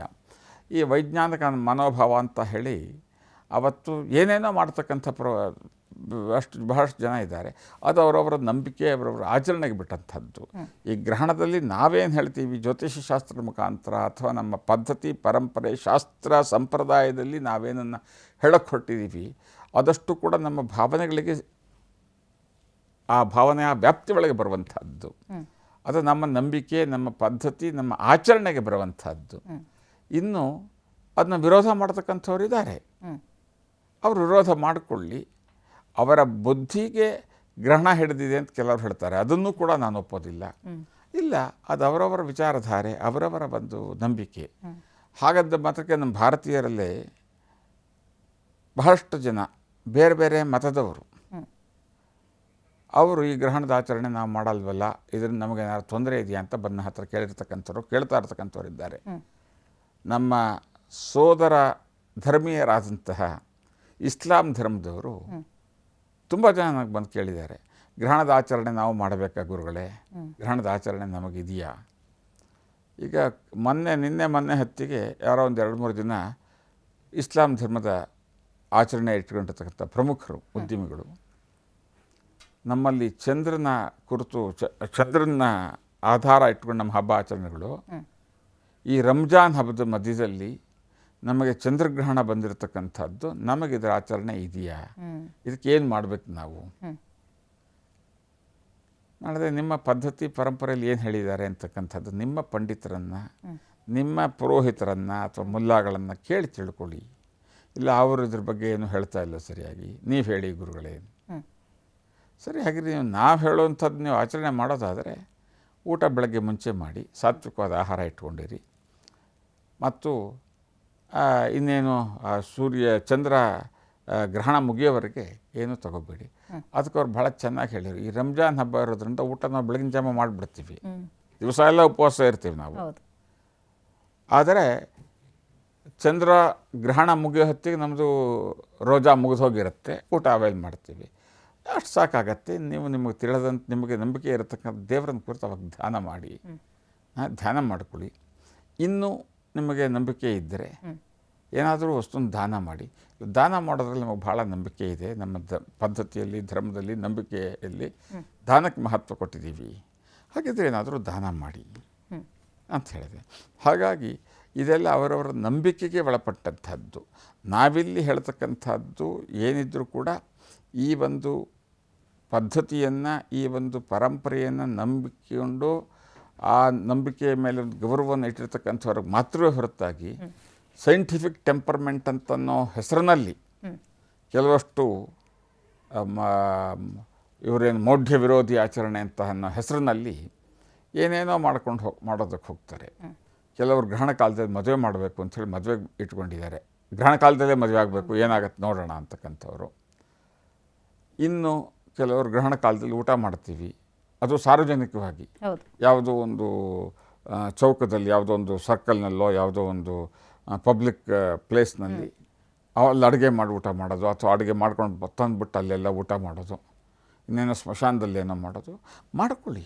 ಅವರವರ ಬುದ್ಧಿಗೆ, ಅವರವರ ಸಂಸ್ಕಾರಕ್ಕೆ ಬಿಟ್ಟಂಥದ್ದೇ ಹೊರತಾಗಿ ಅದನ್ನ ವಿರೋಧಿಸೋದು ಇಲ್ಲ, ಅದನ್ನ ಅನುಮೋದಿಸೋದು ಇಲ್ಲ ನಾವು. ಆಚರಣೆ ಬಗ್ಗೆ ಹೇಳಿದ್ರಿ ಗುರೂಜಿ. ಬಹಳ ಜನಕ್ಕೆ ಒಂದು ಕೌತುಕ ಇದಿರುತ್ತೆ, ಯಾಕಂದರೆ ಇದು ಆಗಸದಲ್ಲಿ ಕಾಣುವಂಥ ಒಂದು ವಿಸ್ಮಯ. ನೀವು ಆರಂಭದಲ್ಲೇ ಹೇಳ್ದಂಗೆ ಆಚರಣೆ ಒಂದು ಕಡೆ ಇರಲಿ, ಬರಿಗಣ್ಣಲ್ಲಿ ಸೂರ್ಯಗ್ರಹಣ ನೋಡೋಕ್ಕಾಗಲ್ಲ, ಚಂದ್ರಗ್ರಹಣ ನೋಡ್ಬೋದು. ಕೆಂಪು ಬಣ್ಣದಲ್ಲಿ ತಿರುಗೋದ್ರಿಂದ ಒಂದು ಕುತೂಹಲ ಇದ್ದೇ ಇರುತ್ತೆ. ನೋಡೋದ್ರಿಂದ ಏನಾದ್ರು ಗ್ರಹಚಾರ ಬರುತ್ತಾ? ಖಂಡಿತವಾಗಿ ನೋಡೋದ್ರಿಂದ ಗ್ರಹಚಾರ ಅಂತೇನೂ ಬರೋದಿಲ್ಲ. ಸೂರ್ಯಗ್ರಹಣವನ್ನು ಬರೆಗಣ್ಣಿಂದ ನೋಡೋದಕ್ಕೆ, ಗ್ರಹಣವನ್ನೇ ಬರೆಗಣ್ಣಿಂದ ನೋಡಬಾರ್ದು ಅಂತಾರೆ. ಅದರಲ್ಲೂ ಸೂರ್ಯಗ್ರಹಣ ಬರೆಗಣ್ಣಿಂದ ನೋಡೋದ್ರಿಂದ ಕಣ್ಣಿನ ದೃಷ್ಟಿಗೆ ತೀವ್ರವಾದಂಥ ಹಾನಿ ಆಗುತ್ತೆ ಅಂತಕ್ಕಂಥದ್ದು ಸೈಂಟಿಫಿಕ್ ಟೆಂಪರ್ಮೆಂಟ್ ಇರ್ತಕ್ಕಂಥವ್ರು ಕೂಡ ಒಪ್ಕೊಳ್ತಕ್ಕಂಥ ವಿಚಾರವೇ ಅದು. ಹಾಗಾಗಿ ಅದು ನೋಡೋದಕ್ಕೆ ನಮ್ಮಲ್ಲಿ ಹಳೆ ಕಾಲದಲ್ಲಿ ಗ್ರಾಮೀಣ ಭಾಗದಲ್ಲಿ ಒಂದು ದೊಡ್ಡ ತಟ್ಟೆಯಲ್ಲಿ ಗಂಜಲ ಅಂದರೆ ಹಸುವಿನ ಸಗಣಿಯನ್ನು ಕದರ್ಬಿಟ್ಟು ಅದರಲ್ಲಿ ಆ ಪ್ರತಿಬಿಂಬವನ್ನು ಹೀಗೆ ನೋಡಿ ಆ ಸೂರ್ಯಗ್ರಹಣವನ್ನು ಅದರ ಮುಖಾಂತರ ನೋಡ್ತಾಯಿದ್ರು. ನೇರವಾಗಿ ಹೀಗೆ ನೋಡ್ತಾ ಇರಲಿಲ್ಲ. ಅದು ನೇರವಾಗಿ ನೋಡಿದರೆ ಕಣ್ಣಿಗೆ ತೊಂದರೆ ಆಗತ್ತೆ ಅಂತಕ್ಕಂಥದ್ದು. ಚಂದ್ರಗ್ರಹಣ ಕೂಡ ನೋಡ್ಬೋದು, ನೋಡೋದರಿಂದ ಏನು ತೊಂದರೆ ಆಗತ್ತೆ ಅಂತೆಲ್ಲ ನೋಡ್ಬೋದು. ಆ ನೋಡೋದಕ್ಕಾಗಿಯೇ ಸರ್ಕಾರ ಮತ್ತು ಕೆಲವು ಶೈಕ್ಷಣಿಕ ಸಂಸ್ಥೆಗಳು ಕೆಲವಷ್ಟು ವ್ಯವಸ್ಥೆಗಳನ್ನು, ಟೆಲಿಸ್ಕೋಪ್ ಇತ್ಯಾದಿಗಳನ್ನು ಇಟ್ಕೊಂಡು ವ್ಯವಸ್ಥೆ ಮಾಡಿರ್ತಾರೆ. ನೋಡುವಂಥವ್ರು, ಆಸಕ್ತಿ ಇರ್ತಕ್ಕಂಥವ್ರು, ಖಗೋಳ ವಿಜ್ಞಾನಿಗಳು, ಖಗೋಳದಲ್ಲಿ ಆಸಕ್ತಿ ಇರತಕ್ಕಂತಹ ವಿದ್ಯಾರ್ಥಿಗಳು ಅದನ್ನು ನೋಡುವಂಥ ಪ್ರಯತ್ನ ಪಡ್ಬೋದು. ನೋಡಬಾರ್ದು ಅಂತ ನಮ್ಮ ಶಾಸ್ತ್ರದಲ್ಲಾಗಲಿ, ಸಂಪ್ರದಾಯದಲ್ಲಾಗಲಿ, ಪದ್ಧತಿಯಲ್ಲಾಗಲಿ ಹೇಳಿಲ್ಲ. ನೋಡ್ಬೋದು, ನೋಡಿ. ಅಂದರೆ ಇದು ಪ್ರಭಾವ ಎಷ್ಟು ದಿನಗಳವರೆಗೆ, ಎಷ್ಟು ತಿಂಗಳವರೆಗೆ? ಸಾಧಾರಣವಾಗಿ ಗ್ರಹಣದ ಪ್ರಭಾವ ಸುಮಾರು ಒಂದು 3 ತಿಂಗಳವರೆಗೆ ಇರುತ್ತೆ ಅಂತಕ್ಕಂಥದ್ದು ನಮ್ಮೆಲ್ಲರ ಒಂದು ನಂಬಿಕೆ, ಹಿರಿಯರು ಹೇಳಿರತಕ್ಕಂಥ ಒಂದು ಪದ್ಧತಿ. ಹಾಗಾಗಿ ಆ ಒಂದು 2-3 ತಿಂಗಳ ಕಾಲ ಇದರ ಪ್ರಭಾವ ಇದ್ದರೂ ಕೂಡ ಇದು ಕೆಟ್ಟದ್ದೇ ಆಗತ್ತೆ ಅಂತಕ್ಕಂಥ ಭಯ ಇಟ್ಕೋಬೇಕಾಗಿದ್ದಿಲ್ಲ ಸಾರ್ವಜನಿಕರು. ಇಲ್ಲಿ ನಮ್ಮ ಪ್ರಿಯ ಪ್ರೇಕ್ಷಕ ಸಮೂಹ ಒಂದು ಗಮನಿಸಬೇಕು, ಇದೇನೋ ಬಹಳ ಕೆಟ್ಟದ್ದಾಗ್ಬಿಡುತ್ತೆ ಅಂತಕ್ಕಂಥ ಭಯ ಇಟ್ಕೋಬೇಕಾಗಿದ್ದಿಲ್ಲ. Welcome back. ಈ ಕೇತುಗ್ರಸ್ತ ಚಂದ್ರಗ್ರಹಣ ಯಾವ ರಾಶಿಯಲ್ಲಿ ನಡೀತಾ ಇದೆ, ಯಾರ್ಯಾರ ಮೇಲೆ ಈ ಪ್ರಭಾವ ಬೀರುತ್ತೆ ಗುರುಜಿಯಿಂದ ತಿಳ್ಕೊಳ್ಳೋಣ. ಗುರುಜಿ, ಯಾವ ರಾಶಿಯಲ್ಲಿ ಗ್ರಹಣ ಸಂಭವಿಸ್ತಾ ಇದೆ ಮತ್ತು ಯಾರ್ಯಾರ ಮೇಲೆ ಪ್ರಭಾವ ಬೀರುತ್ತೆ? ಈ ಗ್ರಹಣ ಸಂಭವಿಸ್ತಕ್ಕಂಥದ್ದು ಹುಬ್ಬಾ ನಕ್ಷತ್ರ ಅಂತ ಕರೀತಾರೆ, ಪುಬ್ಬ ಅಂತ ಕರೀತಾರೆ ನಕ್ಷತ್ರ, ಮತ್ತು ಸಿಂಹರಾಶಿಯವರಿಗೆ ಹೆಚ್ಚು ಆ ರಾಶಿಯವರಿಗೆ ಇರತಕ್ಕಂಥದ್ದು. ಸಿಂಹರಾಶಿಯವರು ಗ್ರಹಣವನ್ನು ನೋಡಬಾರದು. ಈ ಗ್ರಹಣವು ಮಘ, ಪುಬ್ಬ, ಉತ್ತರ, ಭರಣಿ, ಪೂರ್ವಾಷಾಢ ನಕ್ಷತ್ರದವರಿಗೂ, ಸಿಂಹ, ಕನ್ಯಾ, ಮಕರ, ವೃಷಭ ರಾಶಿಯವರಿಗೆ ಒಂದಿಷ್ಟು ಇದರಲ್ಲಿ ಪರಿಣಾಮ ಉಂಟಾಗತ್ತೆ. ಇನ್ನುಳಿದ ರಾಶಿಯವರಿಗೆ ಅಂಥ ನೇರವಾದ ಪರಿಣಾಮಗಳೇನೂ ಆಗೋದಿಲ್ಲ. ಈ ಒಂದು ರಾಶಿಯವರಿಗೆ, ನಕ್ಷತ್ರದವರಿಗೆ ಒಂದಿಷ್ಟು ಪರಿಣಾಮ. ಹಾಗಾಗಿ ಆ ನಕ್ಷತ್ರ ರಾಶಿಯವರು ವಿಶೇಷವಾಗಿ ಗ್ರಹಣದ ಒಂದು ಅಶುಭ ಫಲ ಅಂತ ಏನಾದ್ರು ಇದ್ದರೆ ಅದರ ನಿವಾರಣೆಗಾಗಿ, ಆ ಒಂದು ಅನಿಷ್ಟದ ಒಂದು ಸಮಯದಿಂದ ಮುಕ್ತಿಗಾಗಿ ಕೆಲವಷ್ಟು ವಿಶೇಷವಾದಂಥ ದಾನ, ಪೂಜೆ, ಜಪಗಳನ್ನು ಹೇಳಿದೆ ಆ ರಾಶಿ ಮತ್ತು ನಕ್ಷತ್ರದವರಿಗೆ. ಅದರ ಹೊರತಾಗಿ ಬೇರೆಯವರು ಕೂಡ ಮಾಡ್ಕೊಳ್ಬೋದು, ಆದರೆ ಆ ರಾಶಿಯವರು ಕಡ್ಡಾಯವಾಗಿ ಮಾಡಿಕೊಳ್ಳಲೇಬೇಕಾದಂಥದ್ದು ಅನಿವಾರ್ಯ. ಇದಿಷ್ಟು. ಇನ್ನು ಗ್ರಹಣ ಶುರುವಾಗ್ತಕ್ಕಂಥ ಸಮಯ ಆಗಲೇ ನಾವು ಹೇಳಿದಾಗೆ ಮಧ್ಯಾಹ್ನ, ಇದು 3ನೇ ತಾರೀಕು ಮಾರ್ಚ್, ಮಧ್ಯಾಹ್ನ 3:20 ಇದು ಸ್ಪರ್ಶಕಾಲ, ಗ್ರಹಣ ಪ್ರಾರಂಭ ಅಂತ. ಇನ್ನು ಮಧ್ಯಕಾಲ ಸಾಯಂಕಾಲ 5:04 ಮೋಕ್ಷಕಾಲ 6:47 ಮೋಕ್ಷಕಾಲ. ಈ 3 ಸಮಯವನ್ನು ನಾವು ಅನಿವಾರ್ಯವಾಗಿ ಜ್ಞಾಪಕ ಇಟ್ಕೊಳ್ಳೇಬೇಕು. ಸ್ಪರ್ಶವಾಗ್ತಕ್ಕಂಥದ್ದು 3:20 ಗ್ರಹಣದ ಮಧ್ಯಕಾಲ 5:04 ಮತ್ತು ಮೋಕ್ಷಕಾಲ, ಮೋಕ್ಷಕಾಲ ಅಂದರೆ ಗ್ರಹಣ ಬಿಡ್ತಕ್ಕಂಥ ಕಾಲ ಸಾಯಂಕಾಲ 6:47. ಇದು ದೃಶ್ಯ ಪುಣ್ಯಕಾಲ, ಅಂದರೆ ಎಷ್ಟು ಇದರಲ್ಲಿ ಪುಣ್ಯಕಾಲ ಇರುತ್ತೆ. ಮಧ್ಯದಲ್ಲಿ ಇರತಕ್ಕಂಥ 7 ನಿಮಿಷಗಳು ಮಾತ್ರವೇ ಇದಕ್ಕೆ ದೃಶ್ಯ ಪುಣ್ಯಕಾಲ ಅಂತ ಹೇಳಿ ಕರಿತೀವಿ. ಇದಿಷ್ಟು ಕೂಡ ಕೆಲವು ಲೆಕ್ಕಾಚಾರದ ಪ್ರಕಾರ 10 ನಿಮಿಷವೂ ಉಂಟು ಅಂತಾರೆ. ಬಟ್ 7ರಿಂದ 7-8 ನಿಮಿಷಗಳ ಕಾಲ ಮಾತ್ರ ದೇಶ ಪುಣ್ಯ ಕಾಲ. ಇದಿಷ್ಟು ಕೂಡ ಇದರಲ್ಲಿರ್ತಕ್ಕಂಥದ್ದು.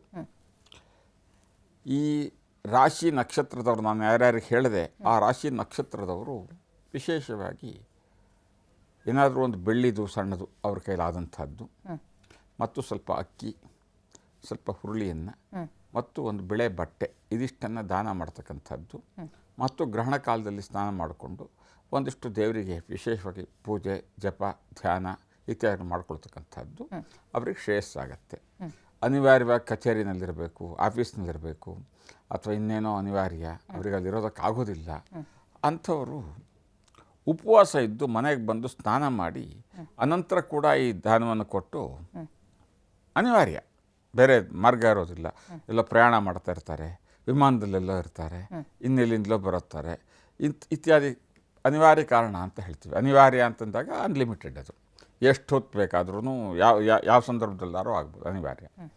ಅಂಥವ್ರು ಮಾಡ್ತಕ್ಕಂಥದ್ದೇನಪ್ಪ, ಸಾಯಂಕಾಲ ಅವ್ರ ಮನೆಗೆ ಬಂದು 6:47 ನಂತರ ಸ್ನಾನ ಮಾಡಿ ಮೇಲೆ ಹೇಳಿದಂತಹ ಕೆಲವು ದಾನಗಳನ್ನು ಕೊಟ್ಟು ದೇವರಿಗೆ ನಮಸ್ಕಾರ ಮಾಡಿ ತಮಗೆ ತಿಳಿದಂಥ ಪ್ರಾರ್ಥನೆ ಮಾಡಿಕೊಂಡ್ರೆ ಸಾಕಾಗತ್ತೆ. ಇದಿಷ್ಟು ಕೂಡ ಅನಿವಾರ್ಯವಾಗಿ ಮಾಡಲೇಬೇಕಂಥದ್ದು. ನೀವು ಹೇಳ್ದಂಗೆ ಕೆಲವರು ಆಫೀಸಲ್ಲಿ ಇರ್ತಾರೆ ಆ ಟೈಮ್ನಲ್ಲಿ. ಈ ರೀತಿ ಎಕ್ಸಾಕ್ಟ್ಲಿ ಸಿಂಹರಾಶಿ ಹುಬ್ಬ ನಕ್ಷತ್ರದಲ್ಲೇ ಅದು ಗ್ರಹಣ ಸಂಭವಿಸ್ತಿರೋದ್ರಿಂದ ಅದೇ ರಾಶಿ ನಕ್ಷತ್ರದವರು ಫಾರ್ ಎಕ್ಸಾಂಪಲ್ ಆಫೀಸಲ್ಲಿ ಇದ್ರು ಅಂದ್ರೂ ಬೆಳಿಗ್ಗೆ ದೇವಸ್ಥಾನಗಳಲ್ಲಿ ಒಂದು ವಿಶೇಷ ಪೂಜೆ ಮಾಡಿಸಿದ್ರೆ ಏನಾದರೂ ಪರಿಹಾರ? ಬೆಳಗ್ಗೆ ಪೂಜೆ ಮಾಡಿಸುವಂಥದ್ದಲ್ಲ, ಗ್ರಹಣ ಕಾಲದಲ್ಲಿ ಮಾಡುವಂಥದ್ದು. ಆಮೇಲೆ ಅದಕ್ಕೆ ವಿಶೇಷ ಪೂಜೆ, ಗ್ರಹಣ ಶಾಂತಿ ಅಂತೆಲ್ಲ ದೇವಸ್ಥಾನಗಳಲ್ಲಿ, ಈಗಂತೂ ಪಟ್ಟಣ ಪ್ರದೇಶಗಳಲ್ಲಿ ಎಲ್ಲ ದೇವಸ್ಥಾನದವರು ಗ್ರಹಣ ಶಾಂತಿ ಮಾಡ್ತೀವಿ ಅಂತ ಬೋರ್ಡೇ ಹಾಕ್ಕೊಂಡಿರ್ತಾರೆ. ಎಲ್ಲರೂ ಇದನ್ನು ಕೊಟ್ಬಿಡಿ, ನಮ್ಮ ರಾಶಿ ನಕ್ಷತ್ರ ಗೋತ್ರಾದಿಗಳನ್ನು ಕೊಡಿ ಮಾಡ್ತೀವಿ ಅಂತ. ಅದೆಲ್ಲ ಸಾರ್ವಜನಿಕವಾಗಿ ನಡೀತಕ್ಕಂಥದ್ದು ಒಂದಾದರೆ, ಸಾರ್ವಜನಿಕರ ಅನುಕೂಲಕ್ಕಾಗಿ ಪಾಪ ಆ ದೇವಸ್ಥಾನದ ಆಡಳಿತ ಮಂಡಳಿಯೋ ಅರ್ಚಕ ವೃಂದವೋ ಆ ಜನಗಳಿಗೆ ಒಂದಷ್ಟು ಅನುಕೂಲ ಆಗಲಿ ಅಂತ ಮಾಡುವಂಥದ್ದು. ಬೆಳಗ್ಗೆ ಮಾಡುವಂಥದ್ದಲ್ಲ, ಗ್ರಹಣ ಕಾಲದಲ್ಲಿ ಮಾಡ್ತಕ್ಕಂಥದ್ದು. ಅನಿವಾರ್ಯ ಅಂದರೆ ಗ್ರಹಣ ಮುಗಿದ ನಂತರ ಮಾಡ್ತಕ್ಕಂಥದ್ದು. ಹುಬ್ಬ ನಕ್ಷತ್ರ ಸಿಂಹರಾಶಿಯವರಾಗಲಿ, ಮಹಿಳೆ ಕಂಡಂಥ ಎಲ್ಲ ರಾಶಿಯವರು ಅನಿವಾರ್ಯವಾದಂಥ ಸಂದರ್ಭದಲ್ಲಿ ಹಾಗೆ ಮಾಡ್ತಕ್ಕಂಥದ್ದು ಕನಿಷ್ಠ ಪದ್ಧತಿಯಮ್ಮ. ಇವಾಗಂತೂ ಸೋಷಿಯಲ್ ಮೀಡಿಯಾ ಜಮಾನ, ಇನ್ಸ್ಟಾಗ್ರಾಮ್ ತೆಗೆದ್ರೆ ಈ ಗ್ರಹಣದ ಬಗ್ಗೆ ವಿಶೇಷವಾಗಿ ಮೊನ್ನೆಯಿಂದ ಆರಂಭ ಆಗಿಬಿಟ್ಟಿದೆ ಟ್ರೆಂಡಿಂಗಲ್ಲಿ. ಆ ಸಿಂಹ ರಾಶಿಯವರು ಸ್ವಲ್ಪ ಆತಂಕದಲ್ಲಿದ್ದಾರೆ. ಅಯ್ಯೋ ನಮ್ಮದೇ ರಾಶಿಯಲ್ಲಿ ಗ್ರಹಣ ಆಗ್ತಿದೆ, ಏನಾದರೂ ದೋಷಗಳಾಗುತ್ತಾ, ಜೊತೆಗೇನಾದರೂ ಅವಘಡಗಳಾಗುತ್ತಾ ನಮ್ಮ ರಾಶಿಯವರಿಗೆ ಅಂತ. ಆಗಲೇ ನಾನು ಹೇಳಿದೆ, ಚಂದ್ರ ಮನಸ್ಸೋ ಜಾತಃ ಅಂತಂತ ಶಾಸ್ತ್ರದಲ್ಲಿ, ವೇದದಲ್ಲಿ ಚಂದ್ರ ಮನಸ್ಸಿಗೆ ಅಧಿಪತಿ, ಮನಃಕಾರಕ, ಮನಸ್ಸಿಗೆ ಅಧಿಪತಿ. ಸಿಂಹರಾಶಿಯವರು ಸ್ವಲ್ಪ ಗ್ರಹಣ ಇರೋದರಿಂದ ಮಾನಸಿಕವಾಗಿ ಒಂದು ಸ್ವಲ್ಪ ತೊಳಲಾಟ ಇರುತ್ತೆ. ಈ ಸಮೂಹ ಮಾಧ್ಯಮ ಇದಾವಲ್ಲ, ಅಂದರೆ ಟಿ ವಿಯ ಸಹಿತವಾಗಿ ಇನ್ಸ್ಟಾಗ್ರಾಮು ಇತ್ಯಾದಿ ಏನೇನೋ, ಅದು ನನಗಂತೂ ಅದು ಯಾವುದ್ರ ಪರಿಚಯವಿಲ್ಲ, ಫೇಸ್ಬುಕ್ ಇತ್ಯಾದಿ ಇತ್ಯಾದಿ, ಅದರಲ್ಲಿ ಅವರವರ ಕಲ್ಪನೆಗೆ ಸಿಕ್ಕಿದಂಥ ಕೆಲವಷ್ಟನ್ನೆಲ್ಲ ಹಾಕ್ಕೊಂಡು ಹೋಗೋದು. ಗ್ರಹಣ ಅಂದ್ರೆ ಹಂಗೆ ಹಿಂಗೆ ಹೀಗಾಗತ್ತೆ ಹಾಗಾಗತ್ತೆ, ಚರ್ವಿತ ಚರ್ವಣ, ಹೇಳಿದ್ದನ್ನೇ ಹೇಳ್ತಕ್ಕಂಥದ್ದು, ಕಪೋಲ ಕಲ್ಪಿತ. ಅವ್ರ ಮನಸ್ಸಿಗೆ ಏನೋ ಒಂದು ಕಾಣುತ್ತೆ, ಅದನ್ನೇ ಏನೋ ಯಾರೋ ಹೇಳಿದರು ಅಂತ ಬರೆಯೋದು. ಇನ್ನು ಸೋಕಾಲ್ಡ್ ಗುರೂಜಿಗಳು ಅಂತ ಹೇಳಿ ಎಲ್ಲ ಕೂತ್ಕೊಂಡಿರ್ತಾರಲ್ಲ, ಬೇರೆ ಬೇರೆ ಕಾವಿ ಬಟ್ಟೆಗಳನ್ನು ಹಾಕ್ಕೊಂಡು ಮಾಧ್ಯಮಗಳಲ್ಲಿ ಅಲ್ಲಿ ಇಲ್ಲಿ, ಅವ್ರುಗಳೇನೋ ಒಂದಿಷ್ಟು ವ್ಯಾಪಾರೀಕರಣ ಮಾಡ್ಕೊಳ್ತಾರೆ, ಗ್ರಹಣವನ್ನು ವ್ಯಾಪಾರೀಕರಣ ಮಾಡ್ಕೊಳ್ಳುವಂಥ ಪ್ರಯತ್ನ ಇತ್ಯಾದಿಗಳೆಲ್ಲ ನಾವು ಕಾಣಬಹುದು. ಇದು ಯಾವುದಕ್ಕೂ ಏನು ಮಹತ್ವ ಕೊಡಬೇಕಾದಂಥ ಅವಶ್ಯಕತೆ ಇಲ್ಲ, ಅದು ಯಾವುದೂ ಆಗೋದಿಲ್ಲ. ಏನು ಅವರು ಸಿಂಹರಾಶಿಯವ್ರಿಗೆ ಏನೋ ಆಗಿಬಿಡುತ್ತೆ, ಅದು ಏನಾಗತ್ತೆ, ಏನು ಅಂಥದ್ದೆಲ್ಲ ಹೇಳುವಂಥದ್ದೇನೂ ಆಗೋದಿಲ್ಲ. ಇದನ್ನ ನಂಬದೇನೆ ಇದ್ದವರಿಗೆ, ತಿಳುವಳಿಕೆ ಇಲ್ಲದೆ ಇದ್ದವರಿಗೆ, ಗೊತ್ತಿಲ್ಲದಿದ್ದವರಿಗೆ ಏನಾಗುತ್ತೆ. ನಿಮಗೆ ಸಿಂಹರಾಶಿ ಅಂತಲೇ ನಿಮ್ಗೆ ಗೊತ್ತಿರೋಲ್ಲ.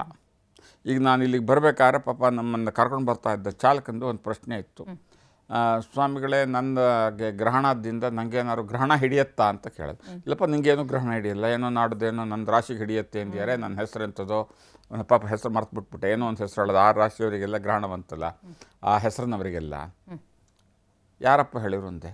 ಎಲ್ಲ ಫೇಸ್ಬುಕ್ಕಲ್ಲಿ ವಾಟ್ಸಪ್ ಮೆಸೇಜ್ ಬರ್ತಿದೆ, ಫೇಸ್ಬುಕ್ಕಲ್ಲಿ ಮೆಸೇಜ್ ಬರ್ತಿದೆ ಅಂತ. ಸರಿಯಪ್ಪ ಅದಕ್ಕೇನು ಮಾಡೋಕ್ಕೆ ಹೇಳಿದ್ದಾರೆ? ಇಲ್ಲ, ಇನ್ನೂ ಬರ್ತಾನೇ ಇದೆ ಮೆಸೇಜು, ಇನ್ನೂ ಏನೂ ಹೇಳಿಲ್ಲ. ಅದೇ ಗ್ರಹಣ ಹಿಡಿಯೋದು ಅಂದರೆ ಹೀಗೆ ಆಗಿರೋದು ನನಗೆ, ಅಷ್ಟೇ, ಏನೂ ಇಲ್ಲ, ಯೋಚನೆ ಮಾಡಬೇಕಾಗಿಲ್ಲ. ಆದ್ದರಿಂದ ಮಾಧ್ಯಮಗಳಲ್ಲಿ, ಅದರಲ್ಲೂ ಈ ಕಪೋಲ ಕಲ್ಪಿತವಾಗಿರ್ತಕ್ಕಂತಹ ಇನ್ಸ್ಟಾಗ್ರಾಮು, ಫೇಸ್ಬುಕ್ಕು ಇತ್ಯಾದಿ, ವಾಟ್ಸಾಪು ಇತ್ಯಾದಿಗಳು ಬರ್ತಕ್ಕಂಥದ್ದು ಮಾಹಿತಿಗಳು ಬಹಳಷ್ಟು ಅದು ತಪ್ಪು ಕಲ್ಪನೆಗಳಿಂದ ತಪ್ಪಾಗಿ ಕೂಡಿರ್ತಕ್ಕಂಥದ್ದೇ ಜಾಸ್ತಿ ತುಂಬಿದೆ. ಅದಕ್ಕೆ ವೈರಲ್ ಆಗತ್ತೆ, ಅಂಥದ್ದಕ್ಕೆ ವೈರಲ್ ಆಗುವಂಥದ್ದು, ಅದು ವೈರಲ್ ಆಗುತ್ತೆ. ಅವ್ರುಗಳಿಗೆ ಈಗ ಈ ಟ್ರೆಂಡ್ ನೋಡಿದರೆ ದರ್ಬೆ ಅಂದರೆ ಏನು ಅಂತ ಹುಡುಕಕ್ಕೆ ಶುರು ಮಾಡಿದ್ದಾರೆ. ವಾಟ್ ಈಸ್ ದರ್ಬೆ ಅಂತ, ಅದಕ್ಕೆ ಏನೇನೋ ಅರ್ಥ ಕೊಡುತ್ತೆ. ಈ ಕೆಲವಷ್ಟು ಜನ ಕಪೋಲಕಲ್ಪಿತವಾಗಿ ಅವ್ರವ್ರ ಮನಸ್ಸಿಗೆ ಬಂದಿದ್ದನ್ನು ಬರೆದು ಅಪ್ಲೋಡ್ ಮಾಡ್ತಕ್ಕಂಥದ್ದು, ಆ ಅಪ್ಲೋಡ್ ಮಾಡುವಂಥ ವ್ಯವಸ್ಥೆ ಈ ಮಾಧ್ಯಮದಲ್ಲಿರೋದ್ರಿಂದ ಹಾಗಾಗಿ ನಾವಿಲ್ಲಿ ಈ ಒಂದು ಅತ್ಯಂತ ಜನಪ್ರಿಯ ವಾಹಿನಿಯಲ್ಲಿ ಕೂತು ಮಾತಾಡ್ತಾ ಇರೋದರ ಉದ್ದೇಶ ಆ ತಪ್ಪು ಕಲ್ಪನೆಗಳಿಂದ ಜನಗಳನ್ನು ದೂರ ಮಾಡಬೇಕು. ಈಗ ಗ್ರಹಣದಿಂದ ನಿಮಗೇನು ದೊಡ್ಡ ಮಟ್ಟದ ತೊಂದರೆ ತಾಪತ್ರಗಳು ಅಂತೇನು ಬರೋದಿಲ್ಲ. ಸಣ್ಣ ಪುಟ್ಟ ಸಮಸ್ಯೆಗಳು ಬರ್ತಕ್ಕಂಥದ್ದು ಮನುಷ್ಯ ಜೀವನದ ಸಹಜವಾದಂತಹ ಬದುಕಿನಲ್ಲಿರ್ತಕ್ಕಂಥದ್ದು. ಇನ್ನಷ್ಟು ಶುಭವಾಗಲಿ, ಇನ್ನಷ್ಟು ಶ್ರೇಯಸ್ಸಿಗಲಿ, ಇನ್ನಷ್ಟು ಸಮೃದ್ಧಿಯಾಗಲಿ ಅಂಥೇಳಿ ಅವಕಾಶ ಸಿಕ್ಕಿದಾಗೆಲ್ಲ ಭಗವಂತನ ಚರಣಕಮಲಗಳಲ್ಲಿ ಪ್ರಾರ್ಥನೆ ಮಾಡ್ಕೊಳ್ತಕ್ಕಂಥದ್ದು. ಗ್ರಹಣದ ಒಂದು ಆಚರಣೆ ಮಾಡಿ ಆ ಗ್ರಹಣ ಸಮಯದಲ್ಲಿ ನಮಗೆ ಇನ್ನಷ್ಟು ಶುಭವಾಗಲಿ, ಇನ್ನಷ್ಟು ಒಳ್ಳೆಯದಾಗಲಿ, ನಮ್ಮ ಗ್ರಹಚಾರಗಳು ಪರಿಹಾರವಾಗಲಿ ಅಂತ ಕೇಳ್ಕೊಳ್ತಕ್ಕಂಥದ್ದು. ಏನೋ ಸಣ್ಣ ಪುಟ್ಟ ಸಮಸ್ಯೆಗಳು ಬರೋದಿದ್ದರೂ ಈ ಗ್ರಹಣದಿಂದ ಅದರಿಂದಲೂ ದೂರವಾಗ್ತಕ್ಕಂಥ, ಅದರಿಂದ ಮುಕ್ತರಾಗ್ತಕ್ಕಂಥ, ಅದರಿಂದ ಆ ಕಷ್ಟಗಳಿಂದ ನಿವೃತ್ತಿ ಆಗ್ತಕ್ಕಂಥ ಒಂದು ಪ್ರಯತ್ನದ ಫಲವಾಗಿ ಒಂದಿಷ್ಟು ಪೂಜೆ, ದಾನ, ಧ್ಯಾನ ಇತ್ಯಾದಿಗಳನ್ನು ಹೇಳಿರ್ತೇವೆ. ಹೊರತಾಗಿ ನೀವು ಮಾಡದೇ ಇದ್ದು ಮಾತ್ರಕ್ಕೆ ನಾವು ಮುಳುಗೋಗ್ಬಿಡ್ತೀರಾ. ಆ ಗ್ರಹಣ ಕಾಲದಲ್ಲಿ ನೀವು ಆಚರಣೆ ಮಾಡಲಿಲ್ಲ ಅಂದ ಮಾತ್ರಕ್ಕೆ ನೀವು ನಾಳೆ ಬೆಳಗ್ಗೆ ಬದುಕಿರೋದಿಲ್ಲ. ಈ ಗ್ರಹಣ ಕಾಲದಲ್ಲಿ ಆಚರಣೆ ಮಾಡಲಿಲ್ಲ ಅಂದರೆ ಇನ್ನೇನೋ ಆಗಿಬಿಡತ್ತೆ, ಮನೆ ಬಿದ್ದು ಹೋಗಿಬಿಡತ್ತೆ, ಇನ್ನೇನೋ ಆಕಾಶ ತಲೆ ಮೇಲೆ ಬೀಳತ್ತೆ. ಯಾವ ಭಯವೂ ಬೇಕಾಗಿಲ್ಲ. ಆಚರಣೆ ಮಾಡ್ತಕ್ಕಂಥ ಒಂದು ಶ್ರದ್ಧೆ ಭಕ್ತಿ ಇರ್ತಕ್ಕಂಥವರಿಗೆ ಹೀಗೀಗೆ ಆಚರಣೆ ಮಾಡಿ. ನೀವೇನು ಮಾಡಲ್ಲ, ನಂಗೆ ಆಚರಣೆ ಮಾಡಬೇಕಾಗಿಲ್ಲ, ನಂಗೆ ನಂಬಿಕೆ ಇಲ್ಲ, ನೀವು ಚೆನ್ನಾಗಿರಿ, ನೀವು ಚೆನ್ನಾಗಿರಬೇಕು ಅಂತಕ್ಕಂಥದ್ದು ನಮ್ಮ ಉದ್ದೇಶವೇ ಹೊರತಾಗಿ ಈ ಕಾರ್ಯಕ್ರಮದ ಮೂಲ ಉದ್ದೇಶ ಬೇರೆ ಬೇರೆ ಒಂದು ಮಾಧ್ಯಮಗಳೇನಿದ್ದಾವೆ, ಯಾವ ಇನ್ಸ್ಟಾಗ್ರಾಮು ಇತ್ಯಾದಿಗಳನ್ನು ನೀವೇನು ಹೇಳಿದ್ರಿ, ಅದರಲ್ಲಿ ಆ ವಾಟ್ಸಾಪ್ ಗುಂಪಿನಲ್ಲಿ ಏನೇನೋ ಮೆಸೇಜ್ಗಳು ಬರುತ್ತೆ, ವೈರಲ್ ಆಗಿಬಿಡುತ್ತೆ, ಜನ ಭಯ ಪಟ್ಕೊಳ್ತಾರೆ, ಏನೇನೋ ಮಾಡೋಕ್ಕೆ ಹೋಗಿದ್ದಾರೆ. ಅದು ಯಾವುದು ಮಾಡಬಾರದು, ಅಂಥದ್ದೇನೂ ಆಗೋದಿಲ್ಲ. ಸಹಜವಾಗಿ ತಗೊಳ್ಳಿ, ಇದೊಂದು ಸಹಜವಾದಂತಹ ಪ್ರಕ್ರಿಯೆ. ಇದರಿಂದ ನಿಮಗೇನೂ ಹೇಳ್ಕೊಳ್ಳುವಂಥ ದೊಡ್ಡ ಮಟ್ಟದ ತೊಂದರೆ ಆಗೋದಿಲ್ಲ. ಗ್ರಹಚಾರ ಇರುತ್ತೆ, ಅದರ ಪರಿಹಾರಕ್ಕಾಗಿ ನಾವು ನಿತ್ಯ ಜೀವನದಲ್ಲಿ ಏನೇನೋ ಅನಾರೋಗ್ಯಗಳು ಬರುತ್ತೆ, ಮತ್ತೊಂದು ಬರುತ್ತೆ, ಅದ್ರ ಪರಿಹಾರಕ್ಕಾಗಿ ಏನೋ ಒಂದು ಔಷಧ ತೊಗೊಳ್ತೀವಿ, ಮಾತ್ರೆ ತೊಗೊಳ್ತೀವಿ. ಅದೇ ಥರನೇ ಗ್ರಹಚಾರ ಬರುತ್ತೆ. ಇದರಿಂದ ಅದಕ್ಕೆ ಪರಿಹಾರಕ್ಕಾಗಿ ಏನೋ ಕೆಲವಷ್ಟು ಉಪಾಯಗಳನ್ನು ಹೇಳಿದ್ದೀವಿ, ಅಷ್ಟು ಮಾಡಿಕೊಂಡು ದೇವತಾ ಧ್ಯಾನ ಮಾಡಿದರೆ ಸಾಕಾಗುತ್ತೆ ಅಂತಕ್ಕಂಥ ಒಂದು ಸ್ಪಷ್ಟವಾದ ಸಂದೇಶ ಕೊಡ್ತಕ್ಕಂಥ ಮೂಲಭೂತ ಉದ್ದೇಶವೇ ಹೊರತಾಗಿ ಇನ್ನೇನು ಗ್ರಹಣದ ಬಗ್ಗೆ ಭಯ ಹುಟ್ಟಿಸುವಂಥದ್ದು, ಭಯವನ್ನು ಹುಟ್ಟಿಸಿ ಇನ್ನೇನು ಹೇಳ್ತಕ್ಕಂಥದ್ದು ಅದಲ್ಲ ಅಂತಕ್ಕಂಥದ್ದು ಸ್ಪಷ್ಟವಾಗಿ ಹೇಳಿ ಬಯಸ್ತೇನೆ. ಇನ್ನು ನಮ್ಮ ದೇಶದಲ್ಲಿ ನಮ್ಮ ಸಂಸ್ಕೃತಿ, ನಮ್ಮ ಪರಂಪರೆ, ಆಧ್ಯಾತ್ಮಿಕ ಮಹತ್ವ ನಮಗೆ ಗೊತ್ತಿದೆ. ನೀವು ಗ್ರಹಣದ ಬಗ್ಗೆ ಹೇಳ್ತಾ ಇದ್ರಿ. ಇನ್ನು ಬೇರೆ ದೇಶಗಳಲ್ಲಿ ಆಚರಣೆ ಹೆಂಗಿರುತ್ತೆ ಗ್ರಹಣ ಸಂದರ್ಭದಲ್ಲಿ ಗುರೂಜಿ? ಈಗ ಗ್ರಹಣ ಅಂತಕ್ಕಂಥದ್ದು ವಿಶ್ವವ್ಯಾಪಿ. ಇದು ಗೋಚರವಾಗ್ತಕ್ಕಂಥ ಪ್ರದೇಶಗಳಲ್ಲಿ ಇದರ ಆಚರಣೆ ಭಾರತೀಯ ಸಂಪ್ರದಾಯದ ಪ್ರಕಾರ. ಭಾರತದಲ್ಲಿ ಗ್ರಹಣ ಸ್ವಲ್ಪ ಗೋಚರವಾಗೋದ್ರಿಂದ ಇದು ಆಚರಣೆಯಾಗಿ ಹೇಳಿದ್ದಾರೆ ಮಹತ್ವ. ಹಾಗಂತ ಈ ಗ್ರಹಣ ಅಮೇರಿಕಾ, ಕೆನಡಾ, ಬ್ರೆಜಿಲ್ಲು ಇತ್ಯಾದಿಗಳಲ್ಲೂ ಕಾಣಿಸುತ್ತೆ. ಅಲ್ಲಿ ಆಚರಣೆ ಇಲ್ಲ ಅಂತ ನೀವು ಹೇಳೋಕ್ಕಾಗೋದಿಲ್ಲ. ಅಲ್ಲಿ ಅವರದ್ದೇ ಆದ ಪದ್ಧತಿಯಲ್ಲಿ ಒಂದು ಆಚರಣೆ ಇಟ್ಟುಕೊಂಡಿದ್ದಾರೆ. ಅವರವರ ಧರ್ಮ, ಅವರವರ ಪದ್ಧತಿ, ಅವರವರ ಒಂದು ಅವರವರ ಒಂದು ಪರಂಪರೆಗೆ ಅನುಗುಣವಾಗಿ ಕೆಲವಷ್ಟು ಇದರ ಆಚರಣೆ ಇಟ್ಕೊಂಡಿದ್ದಾರೆ. ಅದನ್ನ ಮಾಡದೇ ಇರತಕ್ಕಂಥವ್ರು ತಮಗೆ ದೊಡ್ಡ ಮಟ್ಟದಲ್ಲಿ ಕಾಣಿಸ್ಬೋದು, ಮಾಡ್ತಾ ಇರ್ತಕ್ಕಂಥ ಒಂದು ದೊಡ್ಡವರೆಗೂ ಇದೆ, ಅದನ್ನು ನೀವು ಗಮನಿಸಿರೋದಿಲ್ಲ. ಹಾಗಾಗಿ ಅಮೇರಿಕಾದಂಥ ರಾಷ್ಟ್ರಗಳಲ್ಲೂ ಕೂಡ ಗ್ರಹಣದ ಆಚರಣೆ ಮಾಡ್ತಕ್ಕಂತಹ ಒಂದು ವರ್ಗ ಇದೆ, ದೊಡ್ಡ ವರ್ಗವೇ ಇದೆ. ಭಾರತೀಯರು ಮಾತ್ರ ಅಲ್ಲ, ಭಾರತದಿಂದ ವಲಸೆ ಹೋಗಿರ್ತಕ್ಕಂಥ ಅಮೇರಿಕನರು ಮಾತ್ರ ಅಲ್ಲ, ಅಮೇರಿಕದ ಜನ, ಬಿಳಿಯರು ಅಂತೇನಂತೇವಿ, ಅಮೇರಿಕನ್ ಪೀಪಲ್, ಅಲ್ಲಿಯ ಮೂಲ ಅಮೇರಿಕದವರು, ಬಿಳೆ ಅಮೇರಿಕನ್ರು, ವೈಟ್ ಅಮೇರಿಕನ್ಸು, ಅವರುಗಳಲ್ಲೂ ಕೂಡ ಇದರ ಆಚರಣೆ ಮಾಡತಕ್ಕಂಥ ಕೆಲವು ಪದ್ಧತಿಗಳುಂಟು. ಅವರವರ ಒಂದು ಪದ್ಧತಿಯಲ್ಲಿ ಅವರು ಕ್ರಿಶ್ಚಿಯನ್ ಧರ್ಮ ಆಗ್ಬೋದು, ಅಥವಾ ಅಲ್ಲೇನೆ 10 ಉಪಪಂಗಡಗಳುಂಟು. ಕೆಲವು ಪಂಗಡಗಳಲ್ಲಿ ಇದೆಲ್ಲ ಆಚರಣೆಗಳು ಬಹಳ ದೊಡ್ಡ ಮಟ್ಟದಲ್ಲೇ ಉಂಟು. ಹಾಗೆ ಇನ್ನು ಈ ಚಂದ್ರಗ್ರಹಣ ಆದಂಥ ಸಂದರ್ಭದಲ್ಲಿ ವಾತಾವರಣದಲ್ಲಿ ಒಂದಿಷ್ಟು ಬದಲಾವಣೆ ಆಗುತ್ತೆ ಅಂತ ಹೇಳ್ತಾರೆ. ಅಂದರೆ ಪ್ರಕೃತಿ ಮೇಲೆ ಯಾವ ಥರ ಒಂದು ಪ್ರಭಾವ ಈ ಗ್ರಹ? ಪ್ರಕೃತಿ ಲೀನಸ್ಯ ಯಃ ಪರಸ್ವ ಮಹೇಶ್ವರಃ ಪ್ರಕೃತಿಯಲ್ಲಿ ದೊಡ್ಡ ಮಟ್ಟದ ಬದಲಾವಣೆ ಆಗುತ್ತೆ. ಗ್ರಹಣ ಅಂದಾಗ ಫಸ್ಟ್ ಗೊತ್ತಾಗ್ತಕ್ಕಂಥದ್ದು ಮೊಟ್ಟ ಮೊದಲನೇದಾಗಿ ಪಶು ಪಕ್ಷಿಗಳಿಗೆ, ಪ್ರಾಣಿಗಳಿಗೆ, ಪಶುಗಳಿಗೆ, ಪಕ್ಷಿಗಳಿಗೆ ಅವುಗಳು ಆ ಗ್ರಹಣ ಸಮಯದಲ್ಲಿ ಒಂದು ವಿಕಾರವಾದ ಶಬ್ದ ಮಾಡಿಕೊಂಡು ಗೂಡು ಸೇರ್ಕೊಳ್ಳೋ ಪ್ರಯತ್ನ ಪಡ್ತವೆ.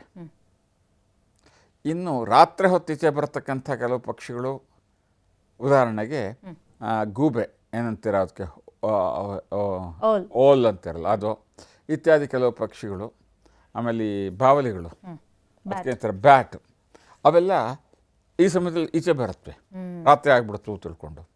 ಹೀಗೆ ಪ್ರಕೃತಿಯ ಮೇಲೆ ಒಂದಿಷ್ಟು ಪರಿಣಾಮ ಬೀರುತ್ತೆ. ಸಮುದ್ರದ ಏರಿಳಿತ ಕಾಣ್ಬೋದು ನೀವು ಅಲೆಗಳಲ್ಲಿ. ಆಮೇಲೆ ಮಾನಸಿಕವಾಗಿ ಅಸ್ತೋತ್ರ ತೀವ್ರವಾದ ಥರವನ್ನು ನೀವು ಕಾಣ್ಬೋದು. ತೀವ್ರವಾದಂಥ ಅವರ ಚಟುವಟಿಕೆಗಳನ್ನು ಮಾನಸಿಕವಾಗಿ ಅಸ್ತೋತ್ರ ಬರಲಿ, ಅದೆಲ್ಲದೂ ಕೂಡ ಪ್ರಕೃತಿಯ ಮೇಲೆ ಆಗ್ತಕ್ಕಂಥ ಪರಿಣಾಮ. ಅದೇ ರೀತಿಯಲ್ಲೇ ಮಳೆ, ಬೆಳೆ ಮತ್ತು ನಮ್ಮ ಆರ್ಥಿಕ ವ್ಯವಹಾರದ ಮೇಲೂ ಕೂಡ ಇದು ಪರಿಣಾಮ ಬೀರ್ತಕ್ಕಂಥದ್ದಾಗಿರುತ್ತೆ. ಸ್ವಲ್ಪ ಮಟ್ಟದಲ್ಲಿ ತೀವ್ರವಾದಂಥ ಮಳೆ ಕಂಡು ಬರುತ್ತೆ. ಜೊತೆಗೆ ಉಷ್ಣಾಂಶ ತೀವ್ರವಾಗಿ ಆಗುತ್ತೆ. ಈ ವರ್ಷ ಬಿಸಿಲು ಭಾಳ ತೀವ್ರವಾಗಿರುತ್ತೆ ಮುಂದಿನ ಒಂದು 3 ತಿಂಗಳ ಕಾಲ. ಮತ್ತು ಮಳೆನೂ ಹಾಗೇನೆ ಭಾಳ ತೀಕ್ಷ್ಣವಾದಂಥ ತೀವ್ರವಾದಂಥ ಮಳೆ, ಸಾಧಾರಣ ಮಳೆಯಲ್ಲ. ಅರ್ಧ 1-1/4 ಗಂಟೆ ಆದರೂ ಕೂಡ 4-6 ಇಂಚ್ ಹೊಡೆದು ಬಿಡುತ್ತೆ. ಅಷ್ಟು ತೀವ್ರವಾದಂಥ ಮಳೆ. ಅದೆರಡನ್ನು ಈ ವರ್ಷ ನಾವು ಕಾಣ್ಬೋದು ಈ ಮುಂದಿನ 4-6 ತಿಂಗಳಲ್ಲಿ. ಇನ್ನು ಕೆಲವಷ್ಟು ಅಪರಾಧ ಚಟುವಟಿಕೆಗಳು ತೀವ್ರವಾಗ್ತಕ್ಕಂಥ ಸಂದರ್ಭ ಇದೆ ಈ ಒಂದು 15 ತಿಂಗಳುಗಳಲ್ಲಿ. ಮಾನಸಿಕವಾಗಿ ಸ್ಥಿಮಿತ ಕಳೆದುಕೊಂಡು ಸ್ವಲ್ಪ ಅಮಲ್ ಪದಾರ್ಥ ಸೇವನೆ ಮಾಡ್ತಕ್ಕಂಥವರಲ್ಲಿ ವಿಶೇಷವಾದ ಮಾನಸಿಕ ಕ್ಷೋಭೆ ಉಂಟಾಗಿ ಅವರಲ್ಲಿ ಒಂದಿಷ್ಟು ಕ್ರೌರ್ಯವನ್ನು ನಾವು ಕಾಣ್ಬೋದು. ಇದಿಷ್ಟು. ಇದಲ್ಲದೇ ಆರ್ಥಿಕ ಚಟುವಟಿಕೆ ಅಭಿವೃದ್ಧಿಯ ಪಥದಲ್ಲೇ ಸಾಗುತ್ತೆ, ಏನು ತೊಂದರೆ ಆಗೋದಿಲ್ಲ. ಇನ್ನು ಅಲ್ಲಲ್ಲಿ ಗುಂಪು ಘರ್ಷಣೆ ಅಥವಾ ದೊಡ್ಡ ಮಟ್ಟದ ಜನಸಮೂಹ ಒಂದೆಡೆ ಸೇರಿ ಪ್ರತಿಭಟನೆ ಮತ್ತು ಆ ಪ್ರತಿಭಟನೆ ಹಿಂಸಾರೂಪಕ್ಕೆ ಹೋಗ್ತಕ್ಕಂಥದ್ದು, ಈ ಎರಡನ್ನು ಕೂಡ ನಾವು ಕಾಣಬಹುದು. ಇನ್ನು ಯುದ್ಧೋನ್ಮಾದ, ಯಾವುದೋ ರಾಷ್ಟ್ರದ ಅಧ್ಯಕ್ಷರು ಯುದ್ಧಕ್ಕೆ ಹಣಿಸ್ತಾ ಇದ್ದಾರೆ, ತಪ್ಪಿಸ್ತಾ ಇದ್ದಾರೆ, ಅವರೇನೋ ಯುದ್ಧ ಮಾಡಿ ಅಂತ ಆರ್ಡರ್ ಮಾಡ್ತಕ್ಕಂಥದ್ದು, ಯುದ್ಧೋನ್ಮಾದ ಇತ್ಯಾದಿಗಳು ಈ ಗ್ರಹಣದ ಪರಿಣಾಮ ಅಂತ ಅಂದರೆ ತಪ್ಪಾಗಲಾರ್ದು. ಇನ್ನು ಚಂದ್ರ ಮನಃಕಾರಕ ಅಂತ ನೀವು ಆರಂಭದಲ್ಲೇ ಹೇಳಿದ್ರಿ. ಈಗ ನಮ್ಮನ್ನು ಆಳೋರ ಮೇಲೂ ಕೂಡ ಏನಾದರೂ ಪ್ರಭಾವ ಬೀರುತ್ತಾ, ರಾಜಕೀಯವಾಗಿ ಏನಾದರೂ ಬದಲಾವಣೆ? ಅವರು ಮನುಷ್ಯರೇ ಅಲ್ವಾ, ಮತ್ತು ಹಾಗಾಗಿ ಇದು ಗ್ರಹಗಳಿಗೆ ಅವನ ರಾಜ, ಇವನು ಮಂತ್ರಿ, ಇವನು ಸಹಾಯಕ, ಇವನು ಡ್ರೈವರು ಅಂತಕ್ಕಂಥ ಯಾವ ಭೇದವೂ ಇಲ್ಲ. ಪ್ರಕೃತಿಗೆ ಮತ್ತು ದೇವರುಗಳಿಗೆ ಆ ಯಾವ ಭೇದ ಭಾವವೂ ಇಲ್ಲ. ಎಲ್ಲರಿಗೂ ಕೂಡ ಇದರ ಪ್ರಭಾವ ಏಕಪ್ರಕಾರವಾಗಿ ಆಗ್ತಕ್ಕಂಥದ್ದು. ನೀವು ನಂಬದೇ ಇರಿ, ಇದರ ಪ್ರಭಾವ ಇದ್ದೇ ಇರತಕ್ಕಂಥದ್ದು. ಗುರುಜಿ, ಚಂದ್ರ ಮನಃಕಾರಕ ನೀವಾಗಲೇ ಹೇಳ್ದಂಗೆ. ಮತ್ತೀಗ ಪರೀಕ್ಷೆ ಸಮಯ ಅಂದರೆ ಗ್ರಹಣ ಇದೆ, ಪರೀಕ್ಷೆ ಬರೀಲೇಬೇಕು, ಏನು ಮಾಡೋಕ್ಕಾಗಲ್ಲ. ಇಂಥ ಸಂದರ್ಭದಲ್ಲಿ ಈಗ PUC ಎಕ್ಸಾಮ್ ಸ್ಟಾರ್ಟ್ ಆಗಿದೆ, SSLCನೂ ಶುರುವಾಗುತ್ತೆ. ನೀವಂದರೆ ಇದು 3 ತಿಂಗಳು ಪ್ರಭಾವ ಇರುತ್ತೆ ಅಂತ. ಸೊ ಮಕ್ಕಳಿಗೇನು ಅಡ್ವೈಸ್ ಮಾಡ್ತೀರಾ? ನಮ್ಮ ಗ್ರಾಮೀಣ ಭಾಗದಲ್ಲಿ ಒಂದು ಗಾದೆ ಇದೆ, ಸುಂಕದವನ ಹತ್ರ ಕಷ್ಟ ಸುಖ ಹೇಳ್ಕೊಂಡೇನು ಪ್ರಯೋಜನ ಅಂತ. ಗ್ರಹಣ ಅಂತಂದ್ರೆ ಸರ್ಕಾರ ಕೇಳತ್ತೆಯೇ ಅಥವಾ ಎಕ್ಸಾಮ್ ಬೋರ್ಡ್ ಕೇಳ್ತಾರೆಯೇ? ಅವ್ರ ಪಾಡಿಗೆ ಅವ್ರ ಎಕ್ಸಾಮಿನೇಷನ್ ಟೈಮ್ ಟೇಬಲ್ ಹಾಕಿರ್ತಾರೆ. ಗ್ರಹಣಕ್ಕೂ ಪರೀಕ್ಷೆಗೂ ನಿರ್ದಿಷ್ಟವಾಗಿ ಸಂಬಂಧ ಕಲ್ಪಿಸ್ಲಿಕ್ಕೆ ಆಗೋದಿಲ್ಲ. ಆ ಸಂದರ್ಭದಲ್ಲಿ ಅವರು ಅಲ್ಲಿದ್ದು ಪರೀಕ್ಷೆ ಬರೀಬೇಕು, ಅದಕ್ಕೆ ಸಿದ್ಧತೆ ಮಾಡ್ಕೊಳ್ಬೇಕು, ಬರೆದಿರ್ತಕ್ಕಂಥದ್ದನ್ನು ಶ್ರೇಯಸ್ಸು ಸಿಗಬೇಕು. ಅದಷ್ಟಕ್ಕೆ ಹೊರತಾಗಿ ಗ್ರಹಣ ಕಾಲ ಇರೋದರಿಂದ ಪರೀಕ್ಷೆ ಬರೆಯೋಕ್ಕಾಗೋದಿಲ್ಲ ಅಂತ ನೀವು ಪ್ರಯತ್ನ ಪಡೋದು ಅಥವಾ ಅಪ್ಲಿಕೇಶನ್ ಕೊಡೋದು, ಗ್ರಹಣ ಇರೋದರಿಂದ ಪರೀಕ್ಷೆ ಪೋಸ್ಟ್ಪೋನ್ ಮಾಡಿ ಅಂತಲೋ, ಅವೆಲ್ಲ ಆಗದೇ ಇರತಕ್ಕಂಥದ್ದು. ಆದ್ದರಿಂದ ಪರೀಕ್ಷೆ ಇರಲಿ ಇನ್ನೊಂದಿರಲಿ, ವಿದ್ಯಾರ್ಥಿಗಳ ಮೇಲೆ ಇದು ಒಂದಿಷ್ಟು ಪ್ರಭಾವ ಬೀರುತ್ತೆ. ವಿದ್ಯಾರ್ಥಿಗಳಿಗೂ ಕೂಡ ಚಂದ್ರನೇ ಅಧಿಪತಿ ಇಲ್ಲಿ. ಚಂದ್ರ ಮನಃಕಾರಕ ಅಂತ ಆಗಲೇ ಹೇಳಿದೆ. ಅವರು ಮಾನಸಿಕವಾಗಿ ಸದೃಢವಾಗಿರಬೇಕು. ಆಶಿಷ್ಠೋ ಬಲಿಷ್ಠೋ ದೃಢಿಷ್ಠ ಅಂತ ಹೇಳುತ್ತೆ. ಅಲ್ಲಿ ಬಲಿಷ್ಠರಾಗಿರಬೇಕು, ಮಾನಸಿಕವಾಗಿ ದೃಢಿಷ್ಠರಾಗಿರಬೇಕು. ಹಾಗಾಗಿ ಅವರು ಧ್ಯಾನ ಮಾಡಿಕೊಂಡು ಹೋದರೆ ಸಾಕು. ಅವ್ರ ಪರವಾಗಿ ಅವ್ರ ತಂದೆ ತಾಯಿಗಳು, ಅವರ ತಾಯಿ ಧ್ಯಾನ ಮಾಡಿ ನನ್ನ ಮಕ್ಕಳಿಗೆ ಒಳ್ಳೆಯದಾಗಲಿ ಅಂತ ತಾಯಿ ಆಶೀರ್ವಾದ ಮಾಡ್ತಾಳಲ್ಲ, ತಾಯಿ ಆಶೀರ್ವಾದಕ್ಕೆ ವಿಶೇಷವಾದಂಥ ಮಹತ್ವ ಇರ್ತಕ್ಕಂಥ ವಿಶೇಷ ಶಕ್ತಿ ಇರ್ತಕ್ಕಂಥದ್ದು. ಆ ತಾಯಿಗೆ ಬೇರೆ ಇನ್ನೇನು ಶಕ್ತಿ ಇಲ್ಲದೇ ಇದ್ದರೂ ತನ್ನ ಮಕ್ಕಳಿಗೆ ಆಶೀರ್ವಾದ ಮಾಡತಕ್ಕಂಥ ವಿಶೇಷ ಶಕ್ತಿ ಪ್ರಕೃತಿ ಸಹಜವಾಗಿ ಭಗವಂತ ಕರುಣಿಸಿರ್ತಾನೆ. ಆದ್ದರಿಂದ ಪರೀಕ್ಷೆ ಇದೆ ಅಂಥೇಳಿ ಗ್ರಹಣಕ್ಕೂ ಪರೀಕ್ಷೆಗೂ ಸಂಬಂಧ ಕಲ್ಪಿಸ್ತಕ್ಕಂಥದ್ದು. ಆಗಲೇ ನಾನು ನೋಡಿದೆ ತುಂಬ ಜನ ಈ ಪ್ರಶ್ನೆಗಳನ್ನೆಲ್ಲ ಹಾಕ್ಕೊಂಡಿದ್ದಾರೆ.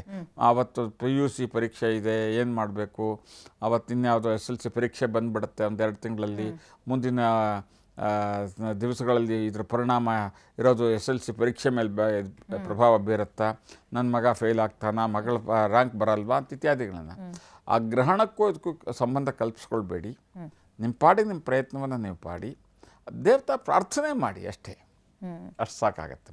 ಈಗ ನಾವೆಲ್ಲ ಭೂಮಿ ಮೇಲೆ ಇರ್ತೀವಿ ಗ್ರಹಣ ಆಗುವಂಥ ಸಂದರ್ಭದಲ್ಲಿ, ನಾವೆಲ್ಲ ಮೇಲೆ ನೋಡ್ಬೇಕು, ಆಗಸದಲ್ಲಿ ಗ್ರಹಣ ಆಗ್ತಿರುತ್ತೆ, ಅದಕ್ಕೆ ಆಚರಣೆಯನ್ನು ನೀವು ಅಂದ್ರಿ ಏನೆಲ್ಲ ಪಾಲನೆ ಮಾಡಬೇಕು ಅಂತ. ಈಗ ಆ ಸಂದರ್ಭದಲ್ಲೇ ಫ್ಲೈಟಲ್ಲಿ ಹೋಗ್ತಿರ್ತಾರೆ, ಅಂದರೆ ಗ್ರಹಣ ಅವ್ರಿಗೆ ತಾಗುತ್ತಾ, ತಟ್ಟುತ್ತಾ? ಅಂದರೆ ನೀವು ಕೇಳೋ ಪ್ರಶ್ನೆ ಏನು, ಫ್ಲೈಟ್ ಒಂದು 25-30 ಸಾವಿರ ಅಡಿ ಎತ್ತರದಲ್ಲಿ ಚಂದ್ರನಿಗೆ ಇನ್ನೊಂದಿಷ್ಟು ಹತ್ತಿರ ಹೋಗ್ಬಿಡತ್ತೆ ತಾಗತ್ತಾ ಅಂತಲೋ ಹೇಗೆ? ಅಲ್ಲ, ಆ ಥರ ಅಲ್ಲ. ಇಲ್ಲಿ ಭೂಮಿ ಮೇಲೆ ಇರ್ತೀವಿ ಅಂತಂದರೆ ನಾವು ವಿಮಾನದಲ್ಲಿ ಪ್ರಯಾಣ ಮಾಡ್ತಿದ್ದಾಗಲೂ ಕೂಡ ನಾವು ಭೂಮಿ ಮೇಲೆ ಇದ್ದೇವೆ ಅಂತಕ್ಕಂಥ ಒಂದು ಕಲ್ಪನೆ, ಆ ನಂಬಿಕೆಯೇ. ಯಾಕೆಂದರೆ ಭೂಮಿಯ ಗುರುತ್ವಾಕರ್ಷಣ ಶಕ್ತಿಯನ್ನು ಮೀರಿ ಯಂತ್ರಗಳ ಸಹಾಯದಿಂದ ನಾವು ಆ ಗುರುತ್ವಾಕರ್ಷಣ ಶಕ್ತಿಯಿಂದ ಮೇಲೆ ಹಾರ್ತಾ ಇದ್ದೇವೆ ಹೊರತಾಗಿ ಆಧಾರ ಭೂಮಿ ಇಲ್ಲದೆ ನಾವಿಲ್ಲ.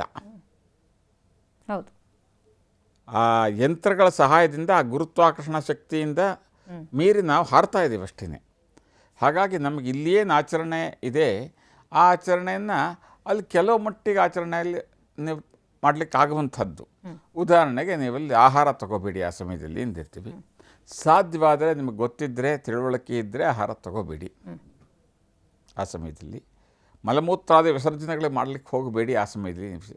ಸಾಧ್ಯವಾದರೆ, ಅನುಕೂಲವಾದರೆ ಅದನ್ನ ಅವಾಯ್ಡ್ ಮಾಡಿ. ಅಲ್ಲಿ ಇಲ್ಲ ನಿಮ್ಗೆ ಗೊತ್ತಿಲ್ಲ, ಆಗ್ತಾ ಇಲ್ಲ, ಹಾಗಂತ ನಾನು ಭೂಮಿ ಮೇಲಿಲ್ಲ, ಆಕಾಶದಲ್ಲಿ ಹಾರಾಡ್ತಾ ಇದ್ದೀನಿ ಅಂಥೇಳಿ ನೀವು ಕೆಲವಷ್ಟು ವ್ಯವಸ್ಥೆಗಳಿಂದ, ವ್ಯವಹಾರಗಳಿಂದ ಮುಕ್ತರಾಗೋಕ್ಕಾಗೋದಿಲ್ಲ. ನೀವು ವಿಮಾನದಲ್ಲಿ ಯಾರನ್ನಾರು ಮರ್ಡರ್ ಮಾಡಿದರೆ ಏನು ಮಾಡ್ತಾರೆ ನಿಮಗೆ? ಈ ಭೂಮಿ ಮೇಲಿನವ್ರು ತಾನೇ ಶಿಕ್ಷೆ ಕೊಡ್ತಕ್ಕಂಥದ್ದು ಕಾನೂನಿನ ಪ್ರಕಾರದಲ್ಲಿ. ಈ ಭೂಮಿಯ ವ್ಯಾಪ್ತಿಗೆ ಒಳಪಡುವಂಥ ಕಾನೂನು ಅಲ್ಲಿಗೆ ಅನ್ವಯಿಸುತ್ತಲ್ವಾ? ಅಲ್ಲಿ ಮತ್ತೆ ಹಾಗಿದ್ದ ಮೇಲೆ ಅಥವಾ ಇನ್ನೇನೋ ಒಂದು ಒಳ್ಳೇದು ಮಾಡ್ತೀರಾ, ಕೆಟ್ಟದ್ದು ಮಾಡ್ತೀರಾ, ಅದೆರಡಕ್ಕೂ ಕೂಡ ವಿಮಾನದಲ್ಲಿ ಮಾಡಿದ್ದೀವಿ ಅಂಥೇಳಿ ನೀವು ಇನ್ನೇನೋ ಯಾರಿಗೊಬ್ರಿಗೆ ಚಾಕು ಹಾಕ್ಬಿಟ್ರೆ ಅದೇನು ಎಕ್ಸೆಂಪ್ಟೆಡ್ ಅಲ್ಲ ಅಲ್ವಾ? ಹಾಗೇನಾದ್ರು ಇದ್ದರೆ.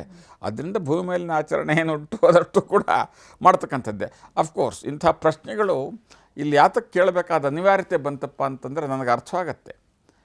ನಮ್ಮ ಯುವ ಸಮೂಹ ಆ ಮಾಧ್ಯಮಗಳು, ಈ ಫೋನ್ ಅಂತಕ್ಕಂಥದ್ದು ಅವ್ರಿಗೆ ಸಿಕ್ಕಿರೋದ್ರಿಂದ ಅದರಲ್ಲಿ ನೋಡ್ಕೊಂಡು ಏನೇನೋ ಪ್ರಶ್ನೆಗಳನ್ನು, ಏನೇನೋ ಕಲ್ಪನೆಗಳನ್ನು ಮಾಡಿಕೊಂಡು ಇದೆಲ್ಲ ಪೂಜೆ ಪುನಸ್ಕಾರ ಇದೆಲ್ಲದಕ್ಕೂ ಕೂಡ ಭೂಮಿ ಮೇಲೆ ಮಾತ್ರನೇ ತಾನೇ, ಮೇಲ್ಗಡೆ ನಮಗೆ ಹಾರ್ತಾ ಇದ್ದಾಗ ಇದು ಯಾವುದೂ ಅನ್ವಯಿಸೋದಿಲ್ಲ ಇತ್ಯಾದಿಗಳನ್ನ ಅವರವರೇ ಕಲ್ಪನೆ ಮಾಡ್ಕೊಂಡಿರ್ತಾರೆ. ಅದಕ್ಕಿನ್ಯಾರೋ ಒಂದು 4 ಜನ ಕಾಮೆಂಟ್ ಮಾಡಿ, ಹೌದು ಇದು ಭೂಮಿ ಮೇಲೆ ಇಲ್ಲದೆ ಇರೋದ್ರಿಂದ ನಮಗೆ ಅದು ಅನ್ವಯಿಸೋದಿಲ್ಲ, ಅದಕ್ಕೆ ಯಾರೋ ಒಬ್ಬ ಗುರೂಜಿ ಏನೋ ಹೌದು ಅಂತ, ಅದಕ್ಕೆ ನನಗೆ ಇಷ್ಟು ರೂಪಾಯಿ ಕೊಟ್ಬಿಟ್ರೆ ಸಾಕು ಅಂತ ಅವ್ನು ಬೇರೆ ಬರೆದಿರ್ತಾರೆ. ಇತ್ಯಾದಿಗಳು ನಡ್ಕೊಂಡು ಹೋಗ್ತಾ ಇದೆ. ಇದಕ್ಕೂ ಅದಕ್ಕೂ ಸಂಬಂಧ ಇಲ್ಲ. ಎಲ್ಲಿ ಹೋದರೂ ಕೂಡ ನಿಮಗೆ ಈ ನೆಲದ ಕಾನೂನು ಹೇಗೆ ಅಪ್ಲೈ ಆಗುತ್ತೆ, ಈ ನೆಲದ ಹಕ್ಕು ಮತ್ತು ಕರ್ತವ್ಯ ಹೇಗೆ ಅಪ್ಲೈ ಆಗುತ್ತೆ, ಹಾಗೆಯೇ ಇಲ್ಲಿಯ ಧರ್ಮ ಪದ್ಧತಿ ಪರಂಪರೆಗಳು ನಮಗೆ ಅಪ್ಲೈ ಆಗುತ್ತೆ. ಈಗ ಎಲ್ಲದಕ್ಕೂ ಒಂದು ನಿರ್ದಿಷ್ಟವಾದಂಥ ಪೂಜೆ ಕಾಲ ಸಂಪ್ರದಾಯ ಅಂತ ಇದೆ ನಮ್ಮ ಆಧ್ಯಾತ್ಮದಲ್ಲಿ. ಈ ಗ್ರಹಣ ಸಂದರ್ಭದಲ್ಲಿ ನಿರ್ದಿಷ್ಟವಾದ ಪೂಜೆ ಅಂತ ಏನಾದರೂ ಇದೆಯಾ? ಇದೆ. ಗ್ರಹಣ ಕಾಲದಲ್ಲಿ ಅವರವರ ತಿಳಿದಂಥ ಜಪ ಮತ್ತು ಪೂಜೆಗಳನ್ನು ಹೇಳ್ಕೊಂಡು ಬಂದಿದ್ದೀವಿ. ಕೆಲವಷ್ಟು ವಿಶೇಷವಾದಂಥ ಮೂಲಮಂತ್ರ ಜಪ, ದೇವತಾ ಧ್ಯಾನ, ದೇವತಾ ಪೂಜೆ ಮಾಡೋದಕ್ಕೆ ಸೂಕ್ತವಾದಂಥ ಸಮಯ ಇದು. ಗ್ರಹಣ ಕಾಲದಲ್ಲಿ ಮಾಡಿದರೆ ಅಧಿಕ ಫಲ, ಕ್ಷಿಪ್ರಸಿದ್ಧಿ ಅಂತ. ನಿಮಗೆ ಈ ಗಣಪತಿ ಹಬ್ಬ ಅಂದರೆ ಗಣಪತಿನ ಕುರಿತು ಪೂಜೆ, ಗೋಕುಲಾಷ್ಟಮಿ ಅಂದರೆ ಕೃಷ್ಣನ ಕುರಿತು ಪೂಜೆ, ಶಿವರಾತ್ರಿ ಅಂದರೆ ಈಶ್ವರನ ಕುರಿತು ಪೂಜೆ. ಆ ಥರ ಗ್ರಹಣ ಅಂತ ಅನ್ನೋದಕ್ಕೆ ಏನು ಪೂಜೆ ಅಂತಲ್ಲ. ಗ್ರಹಣ ಶಾಂತಿ ಅಂತ ಮಾಡೋದ್ರಲ್ಲಿ ನಕ್ಷತ್ರ ರಾಶಿ ಹೇಳಿಕೊಂಡು ಸ್ಪಷ್ಟವಾಗಿ ಆ ಗ್ರಹಗಳನ್ನು ಕುರಿತು ಮಾಡ್ತಕ್ಕಂಥದ್ದು. ಆದರೆ ನಾವು ಮಾಡ್ಕೊಳ್ಳೋವಂಥ ಪೂಜೆಯಲ್ಲಿ ನಿಮಗೆ ತಿಳಿದಂಥ ಪೂಜೆ, ವಿಷ್ಣು ಸಹಸ್ರನಾಮ ಆಗ್ಬೋದು, ಲಲಿತಾ ಸಹಸ್ರನಾಮ ಆಗ್ಬೋದು, ರುದ್ರ ಆಗ್ಬೋದು, ಬೇರೆ ಬೇರೆ ಸ್ತೋತ್ರಗಳು, ತಾವು ಏನು ಪೂಜೆ ಮಾಡ್ತಿದ್ರಿ ಮನೆಯಲ್ಲಿ ಅದನ್ನೇ ಮತ್ತೆ ಮತ್ತೆ ಮತ್ತೆ ಮತ್ತೆ ಮಾಡಿ, ಅದನ್ನು ಜಪ ಅಂತೀವಿ. ಯಾವ ದೇವರನ್ನ ಹೆಸರು ಓಂ ನಮೋ ನಾರಾಯಣಾಯ ಅಂತೀರ ಅದನ್ನು ಮತ್ತೆ ಮತ್ತೆ ಮಾಡಿ, 1000 ಸಾರಿ ಮಾಡಿ, 10,000 ಸಾರಿ ಮಾಡಿ. ಓಂ ನಮ ಶಿವಾಯ ಅಂತೀರ ಅದನ್ನು ಮತ್ತೆ ಮತ್ತೆ ಮಾಡಿ. ತಮಗೆ ತಿಳಿದಂಥದ್ದನ್ನು ತಿಳಿದ ರೀತಿಯಲ್ಲಿ ಮಾಡ್ಕೊಂಡು ಹೋಗಿ. ಅದು ಕ್ಷಿಪ್ರಸಿದ್ಧಿಯಾಗಿ ಅದರ ಅನುಗ್ರಹ, ಅದರ ಪೂರ್ಣ ಫಲ ತಮಗೆ ಪ್ರಾಪ್ತಿಯಾಗತ್ತೆ. ಬೇರೆ ದಿವಸಗಳಲ್ಲಿ 1 ಸಾರಿ ಮಾಡೋದಕ್ಕೂ 1000 ಸಾರಿ ಮಾಡೋದಕ್ಕೂ, ಗ್ರಹಣ ಕಾಲದಲ್ಲಿ 1 ಸಾರಿ ಮಾಡೋದಕ್ಕೂ ಅಷ್ಟು ವ್ಯತ್ಯಾಸ ಇದೆ. ಗ್ರಹಣ ಕಾಲದಲ್ಲಿ ನೀವು 1 ಸಾರಿ ಮಾಡಿದರೆ ಬೇರೆ ಸಮಯದಲ್ಲಿ 1000 ಸಾರಿ ಮಾಡಿದಷ್ಟು ಅದರ ಫಲ ಪ್ರಾಪ್ತಿಯಾಗತ್ತೆ, ನಿಮಗೆ ಕ್ಷಿಪ್ರಸಿದ್ಧಿ ಆಗುತ್ತೆ. ಒಂದು. ಇನ್ನು ಎರಡನೇದು ಕಾಮನೆಗಳು. ಸಮೇ ಕಾಮಾನ್ ಕಾಮ ಕಾಮ ಯಮಹ್ಯಂ. ಕಾಮನೆಗಳು. ಕಾಮ ಅಂದರೆ ಕಾಮನ್ ವರ್ಡ್ ಆಸ್ ಡಿಸೈರ್ ಅಂತ. ಕೆಲವಷ್ಟು ಕಾಮಗಳು, ಕಾಮ್ಯ ಕ್ರಿಯೆಗಳು. ನಮಗೆ ಏನೋ ಒಂದು ಕೆಲಸ ಆಗಬೇಕಾಗಿರುತ್ತೆ. ಕೋರ್ಟಲ್ಲಿ ಏನೋ ಒಂದು ಜಯ ಸಿಗಬೇಕು, ಮಕ್ಕಳಿಗೆ ಒಂದು ಮದುವೆ ಆಗಬೇಕು, ಅವ್ರಿಗೊಂದು ಕೆಲಸ ಸಿಗಬೇಕು, ಪ್ರಮೋಷನ್ ಆಗಬೇಕು, ಇತ್ಯಾದಿಗಳ ಕುರಿತು ನಾವು ಪ್ರಾರ್ಥನೆ ಮಾಡ್ತೇವಲ್ಲ, ಆ ಜಪಗಳು ಅಂಥದ್ದನ್ನು ಎಲ್ಲ ಈ ಸಮಯದಲ್ಲಿ ಮಾಡಿದರೆ ಕ್ಷಿಪ್ರಸಿದ್ಧಿ ಆಗುತ್ತೆ. ಇನ್ನು ಕೆಲವಷ್ಟು ದೀರ್ಘವಾದಂಥ ಕಾಯಿಲೆಗೆ ನಾರುಬೇರಿನ ಔಷಧಕ್ಕೆ ಈ ಗ್ರಹಣ ಕಾಲದಲ್ಲಿ ಔಷಧವನ್ನು ಕೊಟ್ಟರೆ ಅನುಕೂಲವಾಗುತ್ತೆ. ನಮ್ಮ ಪೂರ್ವಿಕರು, ನಮ್ಮ ಮನೆಯಲ್ಲಿ ನಮ್ಮ ಅಜ್ಜಿಯವರು ಅವ್ರ ಗ್ರಹಣ ಕಾಲ ಆಚರಣೆ ನಾನು ಚಿಕ್ಕ ಹುಡುಗನಾಗಿದ್ದಾಗ, 4-5 ವರ್ಷದ ಹುಡುಗನಾಗಿದ್ದಾಗ ಸೂಕ್ಷ್ಮವಾಗಿ ಗಮನಿಸ್ತಾ ಇದ್ದೆ. ನಮ್ಮ ಮನೆ ಹತ್ತಿರ ಒಂದು ದೊಡ್ಡ ಹಲಸಿನ ಮರ ಇತ್ತು, ಆದರೆ ಅದು ಫಲ ಕೊಡ್ತಾ ಇರಲಿಲ್ಲ. ಇವ್ರು ಹೋಗಿ ಕೇಳೋರು, ಮಾತಾಡೋರು ಆ ಗಿಡಗಳ ಹತ್ರ. ಅದೇನು ಮಾತಾಡ್ತಿದ್ರು, ನಾವು ನಮ್ಮ ಅಜ್ಜಿ ಹುಜ್ಜು ಅಂತಿದ್ವಿ, ಅದ್ರ ಹತ್ರ ಏನೋ ಮಾತಾಡ್ತಾರೆ ಅಂತ. ನಿಂಗೇನು ಕಷ್ಟ ಬಂದಿದೆ, ನೀ ಯಾಕೆ ಹಣ್ಣು ಬಿಡೋದಿಲ್ಲ ಅಂತ ಹೀಗೆಲ್ಲ ಮಾತಾಡೋರು. ಹುಚ್ಚು ಏನು ಅಜ್ಜಿ ವಯಸ್ಸಾಗಿದೆ ಅಂತಿದ್ವಿ. ಅಲ್ಲ, ಅವರಿಗೆ ಆ ವೃಕ್ಷಗಳ ಹತ್ರ ಸಂವಾದ ಮಾಡತಕ್ಕಂಥ ಸಾಮರ್ಥ್ಯ ಇತ್ತು. ಈ ಒಂದು ಗ್ರಹಣದಲ್ಲಿ ಒಂದು ದೊಡ್ಡದಾದ ಮಳೆ ತೊಗೊಂಡು ಹೋಗ್ಬಿಟ್ಟು ಆ ಮಳೆ ಹೊಡೆದ್ರು. ಅದಕ್ಕೂ ಮುಂಚೆನೇ ಒಂದು 4 ದಿವಸಕ್ಕೆ ಮುಂಚೆ ಹೇಳಿದರು, ಈ ವರ್ಷ ಈ ಹಲಸಿನ ಮರದಲ್ಲಿ ಒಳ್ಳೆ ಫಲ ಬರುತ್ತೆ ನೋಡ್ರಿ, ಒಳ್ಳೆ ಹಣ್ಣಿದು ಅಂತ. ಇಷ್ಟು ದೊಡ್ಡದಾದ ಒಂದು ಮಳೆ ತೊಗೊಂಡು ಹೋಗಿ ಹೊಡೆದ್ರು ಗ್ರಹಣ ಕಾಲದಲ್ಲಿ. ಯಾಕಜ್ಜಿ ಹಿಂದೆ ಅದು ಫಲ ಬರುತ್ತೆ ಇನ್ಮೇಲೆ ನೋಡು. ಅದ ಕೆಲವೇ ತಿಂಗಳುಗಳಲ್ಲಿ ಹೂ ಬಂದ್ಬಿಟ್ಟು ದೊಡ್ಡ ಫಲ ಬಂದು ಭಾಳ ದೊಡ್ಡದಾದ ತೆಂಗಿನಕಾಯಿ, ಹಲಸಿನ ಹಣ್ಣು. ಮತ್ತೊಂದು ಗ್ರಹಣದಲ್ಲಿ ಅವರೊಂದು ತೆಂಗಿನ ಮರ, ಇವ್ರ ನಮ್ಮ ಮನೆ ಒಳಗಡೆ ಮನೆ ಕಾಂಪೌಂಡಲ್ಲಿ ಇದ್ದಂಥ ತೆಂಗಿನ ಮರ, ಅದು ಬಾಗ್ಬಿಟ್ಟು ಪಕ್ಕದ ಮನೆಗೆ ಹೋಗೋದು. ಅದರ ಶರೀರದ ಬಹುಭಾಗ ಪಕ್ಕದ ಮನೆಗೆ. ಅವರಿಗೆ ಅದರಿಂದ ತೊಂದರೆ, ಕಸ ಕಡ್ಡಿ ಬೀಳತ್ತೆ, ಫಲ ಅಲ್ಲಿ ಬೀಳತ್ತೆ. ಅವರು ಅದನ್ನ ಕಡಿಸಿ ಅಂತ ಕೇಳೋರು. ತೆಂಗಿನ ಮರ ನಾವು ಕಡಿಸೋದಿಲ್ಲ. ಆಮೇಲೆ ನಮ್ಮ ಅಜ್ಜಿ ಆ ಗಿಡಗಳ ಹತ್ರ ಹೋಗಿ ಹೇಳೋರು, ನೀ ಯಾಕೆ ಅಲ್ಲಿ ಹೋಗ್ತೀಯ, ಈ ಕಡೆ ಬಾ, ಅಲ್ಲಿ ಯಾಕೆ ಹೋಗ್ತೀಯ, ಈ ಕಡೆ ಬಾ. ನಮಗೆ ಈ ಅಜ್ಜಿಗೆ ಎಲ್ಲಿ ಈ ಥರ ಹುಚ್ಚು ಹಂಗೆ ಹೇಳಿಬಿಟ್ರೆ ಬಂದ್ಬಿಡತ್ತ ಅದು ಅಂತ ಓರೆ ಅಷ್ಟೇ ಮತ್ತೆ ತಿರುಗ್ತು. ಗ್ರಹಣ ಕಾಲದಲ್ಲಿ ಅದಕ್ಕೇನೋ ಹೋಗಿ ಒಂದು ಪೂಜೆ ಮಾಡಿ ಒಂದು ಮಳೆ ಹೊಡೆದ್ರು. ಅದಾಗೊಂದು 2 ತಿಂಗಳಲ್ಲಿ ಆ ಮರ ಸುಮಾರಾಗಿ ಒಂದು 60-70% ಬಗ್ಗಿದ್ದು ಈ ಕಡೆ ಬರ್ತಾ ಬಂತು ಸಹಜವಾಗಿ. ಇದನ್ನು ನೋಡಿದವರು ನಂಬಬೇಕೇ ಹೊರತಾಗಿ ಇಲ್ಲಿ ಹೇಳಿದಾಗ ಭಾಳ ಜನಗಳಿಗೆ ನಂಬಿಕೆ ಬರಲಾರದು.